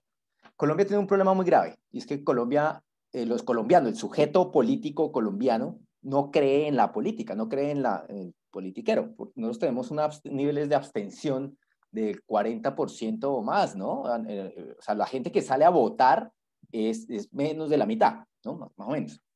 O sea, eso deja mucho, ¿no? Eso plantea lo que decía Nicolás, una crisis de los partidos políticos, no lo representan. Las lógicas que funcionan hoy en día dentro de las barriadas no son las mismas lógicas de los años 60, 70, ¿no? Que había un acceso más directo, ¿no? A través de lo político, ¿no? Llegar allí, no sé, construir células urbanas que estuvieran anexadas a guerrillas, etcétera. Hoy en día eso no funciona así. Ayer precisamente discutía algo parecido con Luis Martínez sobre eso, ¿no? Y decíamos, es que ellos ya están enajenados, ¿no? Acá hay una enajenación, ¿no? Del sujeto político clarísimo. O sea, que entren movimientos sociales con las mismas intenciones de los años 70, 80, de construir guerrillas, ¿no? Que se busquen tomarse el poder, etcétera, ya no funciona igual, ¿no? Hay nuevas lógicas dentro de los jóvenes que están en las calles, que no se sienten representados por las políticas. Encontramos distintos elementos subjetivos infinitos, como yo lo decía al comienzo de la intervención que hice, que define nuevas lógicas de resistencia, ¿no? Ya la resistencia no tiene que estar encaminada directamente a una toma del poder, una lucha armada, ¿no? Sino que tiene otras lógicas de representación. Entonces, ¿quién representa? Ustedes hoy iban a tener hoy una conferencia sobre lo queer, por ejemplo, ¿no? O sea, todas estas subjetividades que estamos viendo acá hoy en día florecientes, que nacen, ¿no? Es un crisol que está allí. ¿Quién lo representa? No sienten representación alguna ni por la izquierda, ni por el centro, etc. Yo por eso decía y planteaba, yo creo que acá tiene que salir una solución política, pero a nivel de construcción de un movimiento social propio, de buscar estoy hablando en lo urbano, es verdad, ¿no? Ahora hay que ver lo rural, cómo funciona, pero a nivel de lo urbano, cómo empezar a configurar nuevos movimientos políticos de resistencia, etcétera, que configuran además una representación a nivel de lo que, estoy totalmente de acuerdo con Nicolás, una democracia que no existe, que no es real. Entonces, a mí la lucecita que me queda es creer que esa democracia inexistente pueda, a través de una convocatoria masiva, pueda elegir a un representante que permita crear transformaciones, por lo menos a nivel micro, ¿no? Dentro de la sociedad. No sé, un Petro, digamos, podría estar cercano a tratar de hacer una transformación de lo que podría ser un modelo neoliberal, o más bien aprovechar el capitalismo desde otras estructuras, etcétera, etcétera. ¿Qué viene después del neoliberalismo? No, pues vendrá la catástrofe, pues vendrá el fin. Si el capitalismo saca otra rama nefasta como la del neoliberalismo, pues nos acabamos todos. Es que ahí no hay salvación. Es que lo que dice Nicolás, es que hemos acabado con absolutamente todo a nivel planetario, a nivel de naturaleza. O sea, somos una plaga el ser humano, ¿no? El ser humano funciona como una plaga. Yo soy un tipo muy optimista, soy un personaje también medio que cree todavía en la revolución no violenta, y que considera que lo que debemos hacer es como los, ¿cómo se llaman estos pajaritos que salen, que son muy bonitos, los estirgoles? Se me olvidó el nombre de esos pájaros que se unen, ¿no? De manera casi rizomática, volando de lado a lado para todos lados, pero que tienen unas redes que se conectan, ¿no? Para poder vivir, porque es que al final lo que se busca en términos generales planetarios es vivir, ¿no? Y digamos que la función de un Estado debería ser hacer vivir, pero en estados como los nuestros, lo que pasa es que se busca es la muerte, ¿no? Lo que llaman la necropolítica y todo ese tipo de cosas, ¿no? Buscar morir, matar a la fuerza de producción, ¿no? Que es lo más absurdo que podría uno entender. Entonces, yo vislumbro que existe una cosa, citando casi a Tony Negri y a Michael Hart, la multitud, ¿no? Resistir, seguir resistiendo. Es que no queda sino esto que está sucediendo, ¿no? Pararse enfrente a unos señores que están dispuestos a matarlo y saber que puede morir, pero que si usted se echa para atrás, pues no va a lograr un cambio, no va a lograr una transformación. Entonces yo sí creo y considero que la manera de poder vislumbrar esto es resistiendo. Que los politiqueros van a meter la mano acá, obviamente, acá ya están cazando clientes, ¿no? Para sus próximos eventos, porque así funciona estos estados, ¿no? Son estados corrosivos donde ya no solamente el capitalismo, que es culpable casi absolutamente de todo, sino nada más las lógicas ya mafiosescas que existen en el estado, pues se corrompe a todo el mundo. El clientelismo, que es una de las cosas más brutales que existe acá, ¿no? Y que acabó y realmente derrotó este estado, ¿no? Este estado es un estado consumido por el clientelismo y por la corrupción y las mafias, etc. Entonces, ¿cómo romper eso? Pues la fuerza de la gente, vaya y vote mayoritariamente por gente que al menos trate de cambiar. Ahora, que ese personaje que creemos como el Mesías y Salvador nos salga calceto y busque otras opciones reales con intereses propios políticos, pues es muy probable, porque estamos en América Latina y todo es probable en este juego de poderes, porque al fin y al cabo eso es lo que existe. Entonces yo espero, y soy un tipo muy de la no violencia, una resistencia civil, ¿no? Enfrente, ¿no? Allí, enfrente del otro, como en Ucrania, ¿no? Como en Ucrania en el 2012, esa gente ahí recibiendo azotes y azotes y azotes hasta que se fue el presidente, ¿no? Hasta que fue el presidente. Pero bueno, a veces soñar no cuesta nada, ¿no? Gracias, Camilo. Bueno, me gustaría a mí hacer solo un comentario brevísimo sobre esto que han aportado, ¿no? Que después del neoliberalismo, yo añadiría que no es lo mismo preguntarse qué pasa después del neoliberalismo, perdón, desde Latinoamérica a desde otro punto del mundo. No, no es lo mismo si lo pregunta alguien de Inglaterra, quién sabe si se lo pregunten, ¿no? Y si acaso será porque se les están agotando sus recursos en sus antiguas colonias, ¿no? Porque el sistema que se nos impuso ya no está rindiendo frutos para sostenerles. Pero bueno, ya. Una breve pausa, Nicolás, antes de darte de nuevo la palabra. Alejandra Buroto pregunta, ¿Colombia ha pensado en un cambio constitucional? En Chile es primera vez que tendremos constitución pensada por una asamblea y no hecha por la élite dominante. Nicolás, por favor. Sí, brevemente, para decir que un poco pudo haber quedado en el ambiente que yo tengo una visión pesimista, pero bueno, en todo caso tengo el pesimismo de la inteligencia, ¿no? De ese que hablaba Gramsci y ese pesimismo melancólico un poco del último Benjamin, hay que frenar todo esto porque si no nos vamos a ir al carajo, ¿no? Poner el freno a la locomotora. Decían que el pesimismo, ¿no?, es un el lujo de la burguesía, ¿no? Es una A los necesidad pobres nos histórica toca del hacer... pueblo. Yo creo, digamos, que más allá de esto, creo que hay alternativas. Una alternativa, ¿sí? La alternativa sigue siendo confiar en la gente y escuchar a la gente y organizarse con la gente. Aquí había un obispo setentista llamado de apellido Angelelli, Monseñor Angelelli, que tenía una frase muy bonita que decía: un oído en el pueblo, otro en el evangelio. Un oído en la gente, otro en los libros. Pero el oído no puede apartarse de la gente, ¿sí?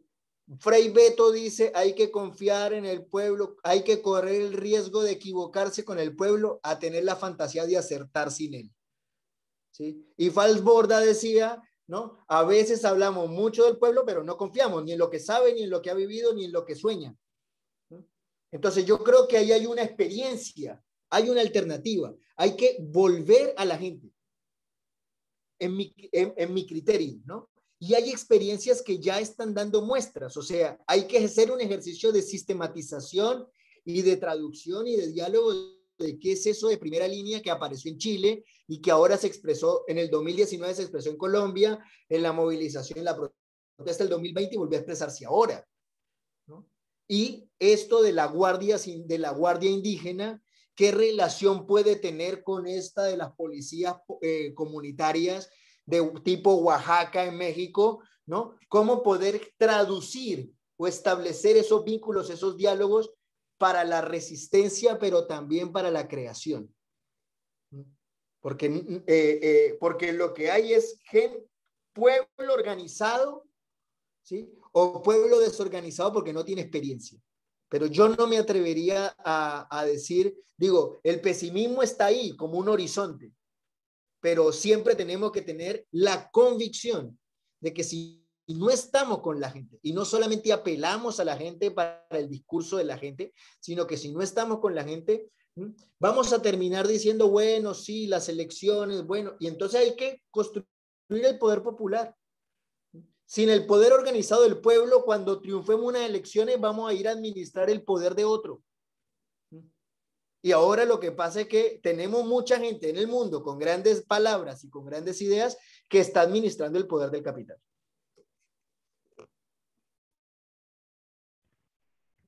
Bueno, yo para responderle a Alejandro sobre el cambio constitucional, pues hay que saber que la Constitución de Colombia es bastante reciente, es de 1991, y además pues es una constitución que nace de un acuerdo de paz que se hace entre la guerrilla del M-19 y también una franja de una guerrilla indígena y el gobierno. Y hay una asamblea constituyente bastante grande. Digamos que en este momento, cuando se habla de hacer la constitución, es realmente una petición que emana principalmente de una parte de la extrema derecha colombiana, efectivamente del partido del expresidente Uribe, y por otro lado emana del partido pues, de la guerrilla de las FARC, que ahora se llama Comune, que también pues, hizo un acuerdo de paz. Personalmente, mi posición, a mí me parece muy grave que en este momento hubiera una constituyente en Colombia, porque creo que hay una mayoría de extrema derecha también que podría influenciar bastante fuerte esta constitución. Creo que la constitución que tenemos ahora pues no es perfecta, pero hay muchas cosas que si se respetaran tendríamos una mejor calidad de vida. En la constitución están los derechos básicos, el derecho del acceso a la salud, están los derechos bueno, fundamentales, existe el derecho a la tutela que es a demandar el Estado si no se garantiza los derechos básicos, es algo que realmente se recurre mucho en Colombia, que sí se toca ponerle tutela a todo para poder bueno, garantizar varias cosas, pero no funciona muy bien, pero se hace. Pero sin embargo, o sea, yo creo que Colombia es un país de muchas leyes, es un país que tiene una burocracia impresionante. Creo que hay una constitución que es muy buena en ciertas partes, ha habido demasiadas reformas, efectivamente, pero creo que comencemos realmente por respetar la constitución en las partes interesantes. Hay también un aura neoliberal en esta constitución, porque pues, bueno, es un acuerdo, efectivamente. Yo digo que pues, no es perfecta ni la constitución de nuestros sueños, pero es una constitución que en algunas partes es más progresista, digamos que otras constituciones de otros países. Por ejemplo, en Colombia, si llega a ganar el voto en blanco en una elección, ninguno de las personas que se presentó a esa elección puede volver a presentarse. Por ejemplo, en Francia, si llega a ganar el voto en blanco, pues esto significa que esos votos van al partido que gana. En cambio, en Colombia, por ejemplo, el voto en blanco es realmente un derecho.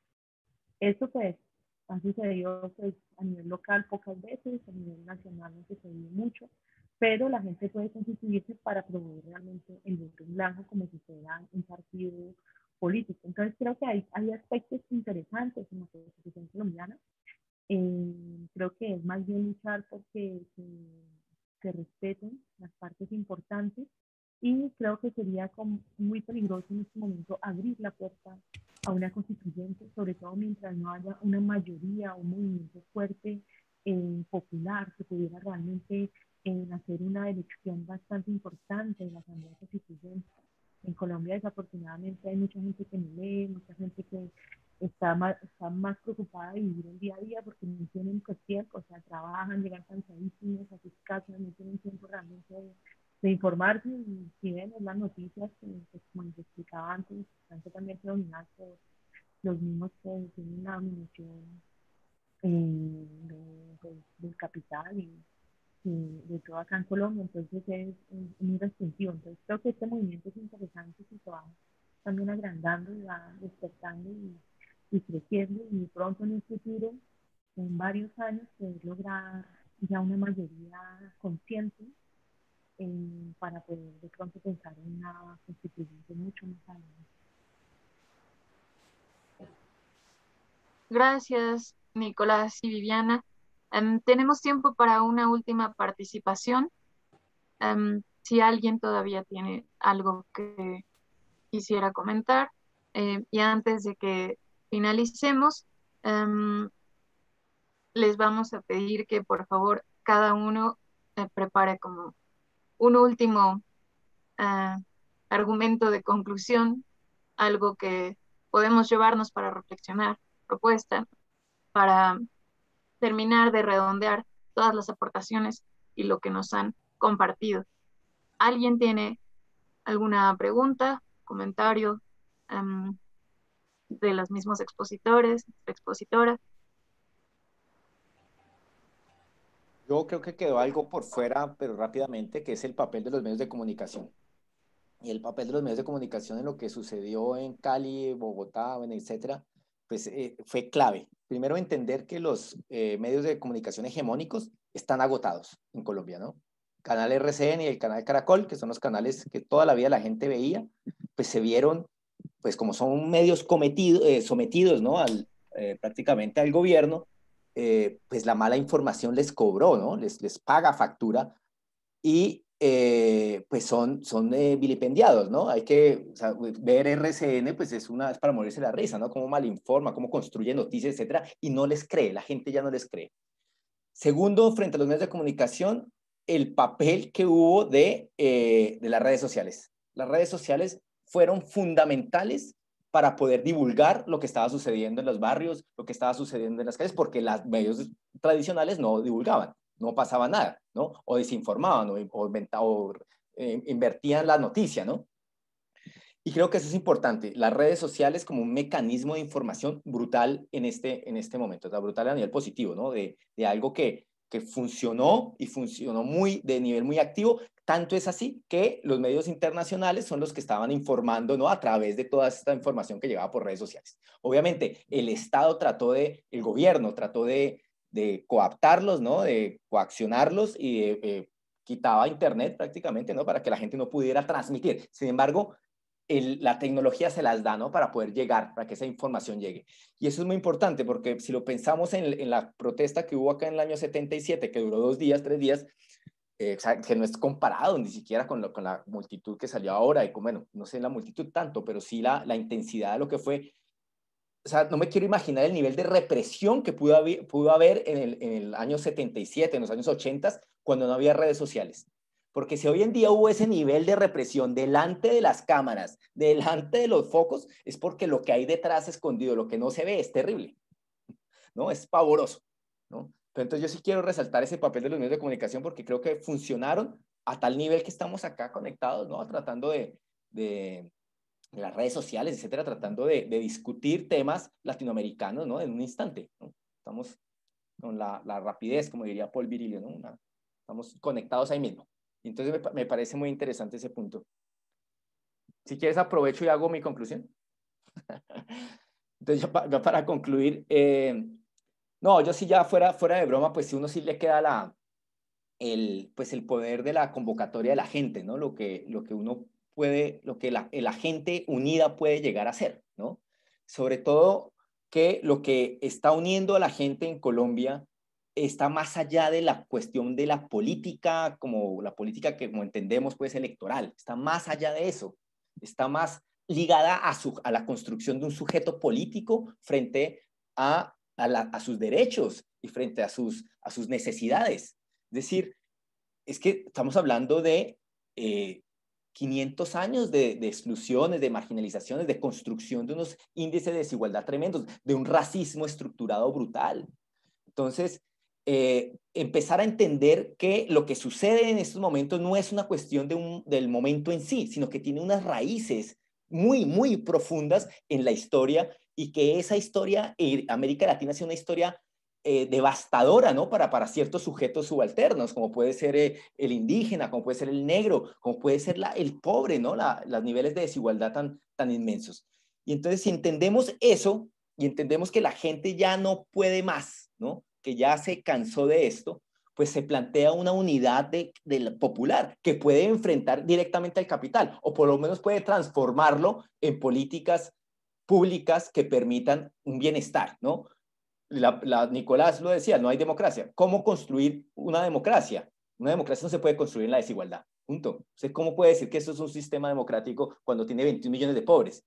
Pues, ¿cómo va a ser eso democracia? No, ahí no hay democracia. Es imposible. Hablemos de democracia cuando tengamos una población que tenga las necesidades básicas satisfechas, que tenga acceso a lo básico, educación, trabajo, salud, ¿no?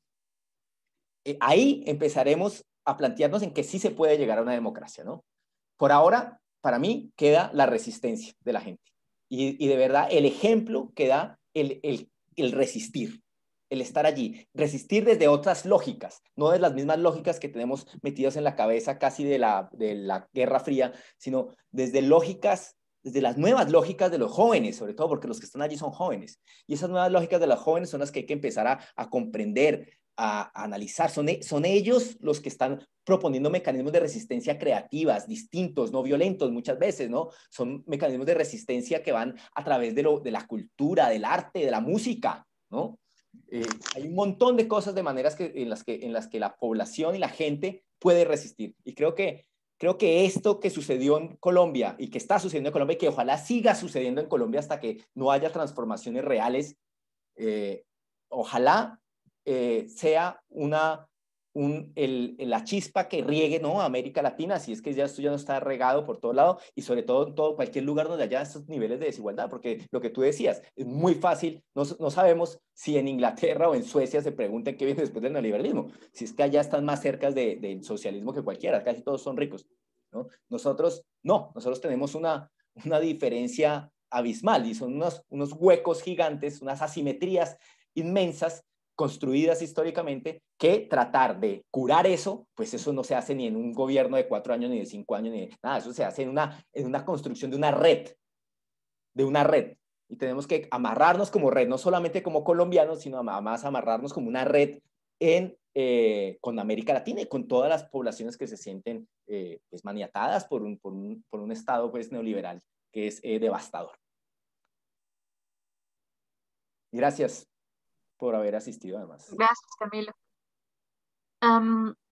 Viviana, ¿te gustaría darnos tu conclusión? Solo una cosita, ¿podrías hablar un poquito más fuerte? Porque tu última participación se escuchó como un poquito lejos, entonces si subes tantito el volumen estaría perfecto, por favor.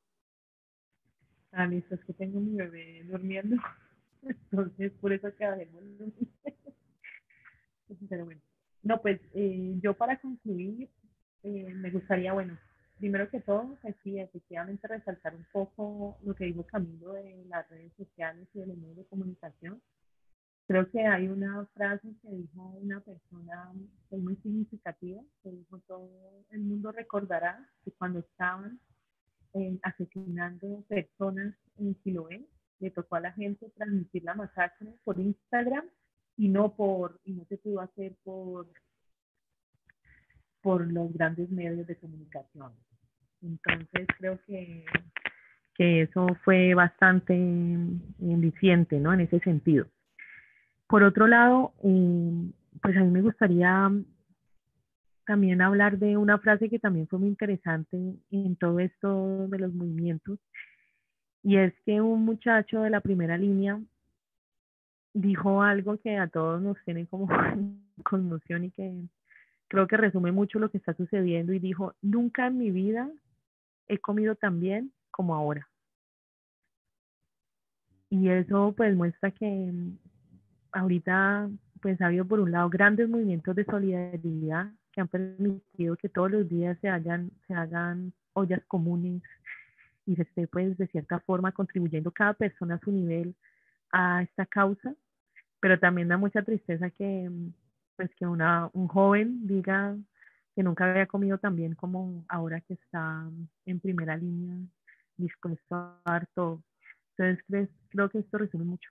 Yo no sé qué vaya a pasar en los días que vienen. Estoy muy contenta de que la resistencia siga. Hoy igualmente la gente salió a las calles y marchó por todas las calles nuevamente.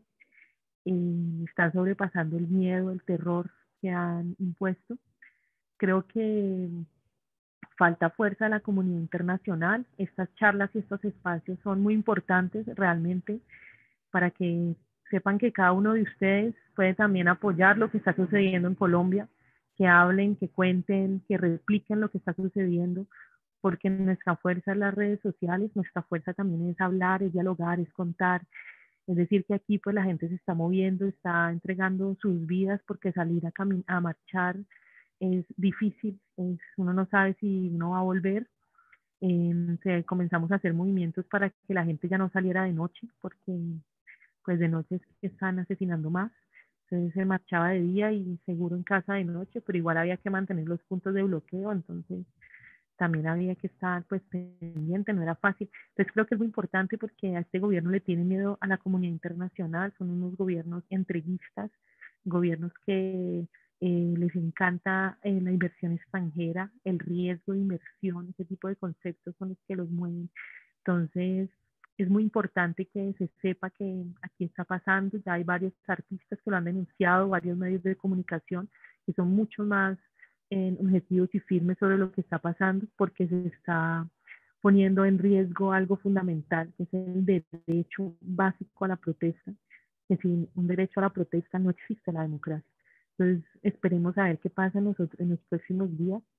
Ni siquiera en las asambleas populares saben qué va a pasar, ni cómo va a evolucionar. Todo el mundo está preguntando, bueno, ¿qué vamos a hacer? Mañana la Minga vuelve a bloquear.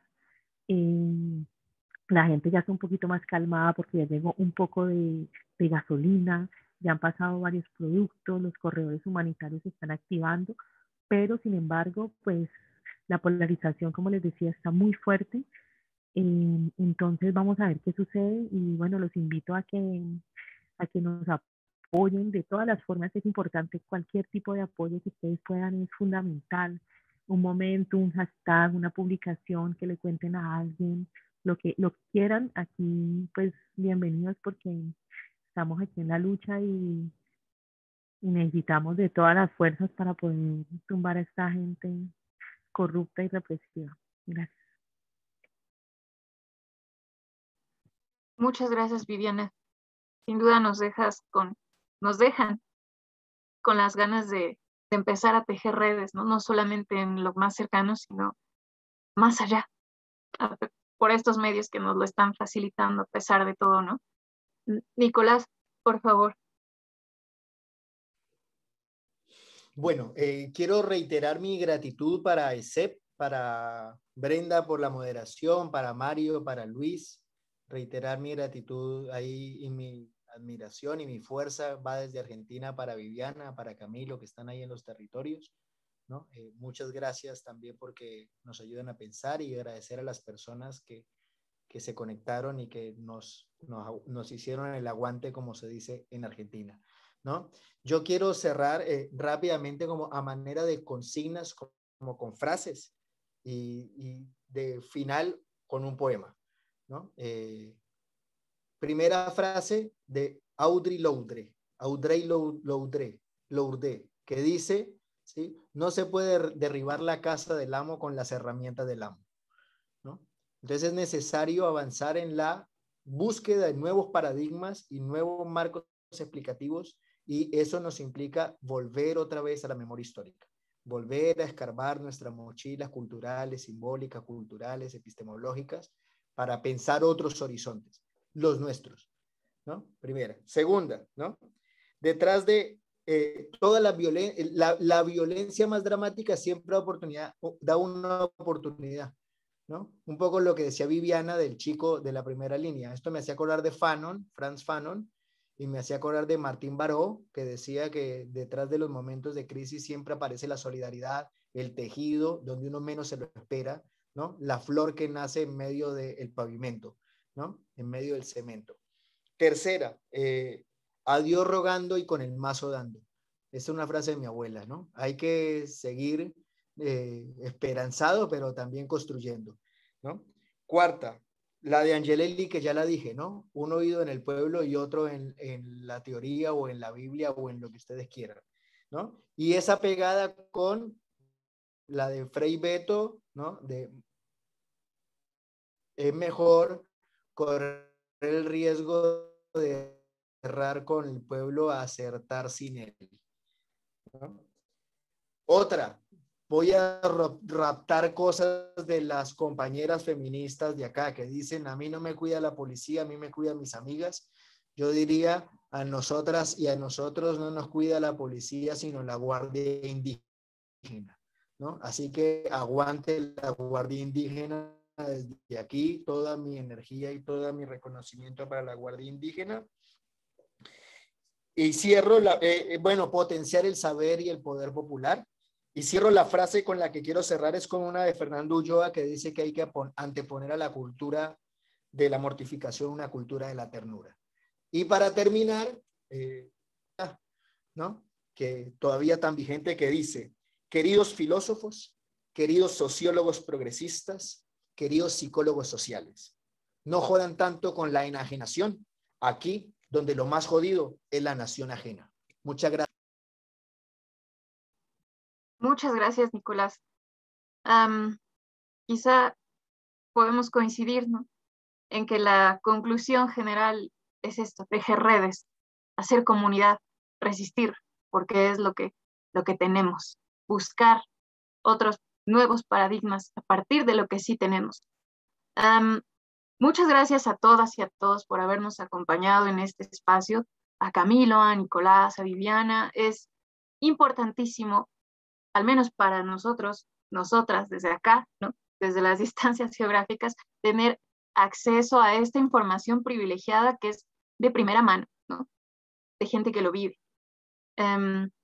Y por supuesto porque nos da la posibilidad de remotamente intentar ponernos en sus zapatos e intentar actuar a partir de eso. Muchas gracias. Antes de que salgamos de la sesión apresuradamente, les invitamos a que quienes tengan la posibilidad enciendan su cámara para que podamos tomar una foto grupal y tengamos un testimonio de esta sesión que creo nos deja mucho que pensar, que sentir, que hacer. Entonces, Mario, pues esperamos tu indicación, por favor. Sí, muchas gracias, Brenda, y a todas y a todos que estamos acá. Quiero pedirles un favor. Consideren participar en el curso que tenemos los sábados de 2:30 a 2. Nos acompaña el doctor Luis Martínez, el doctor sociólogo entusiasta que organizó esto. Tenemos otras 3 sesiones para repensar lo que nos decían las raíces del problema en América Latina. El curso se llama Alternativas frente a la modernidad capitalista, cristianismo, política y ecología en América Latina. Creo que vale mucho la pena que participen. Y más adelante en el semestre tendremos conferencias seguramente con nuestros compañeros y compañeras que hoy nos dieron su palabra y su testimonio, y también con el doctor Luis Martínez. Bueno, ahora sí, si tienen lista su cámara para salir en la foto, ahí va, 1, 2, 3, y a los otros también, acá está. Pues muchas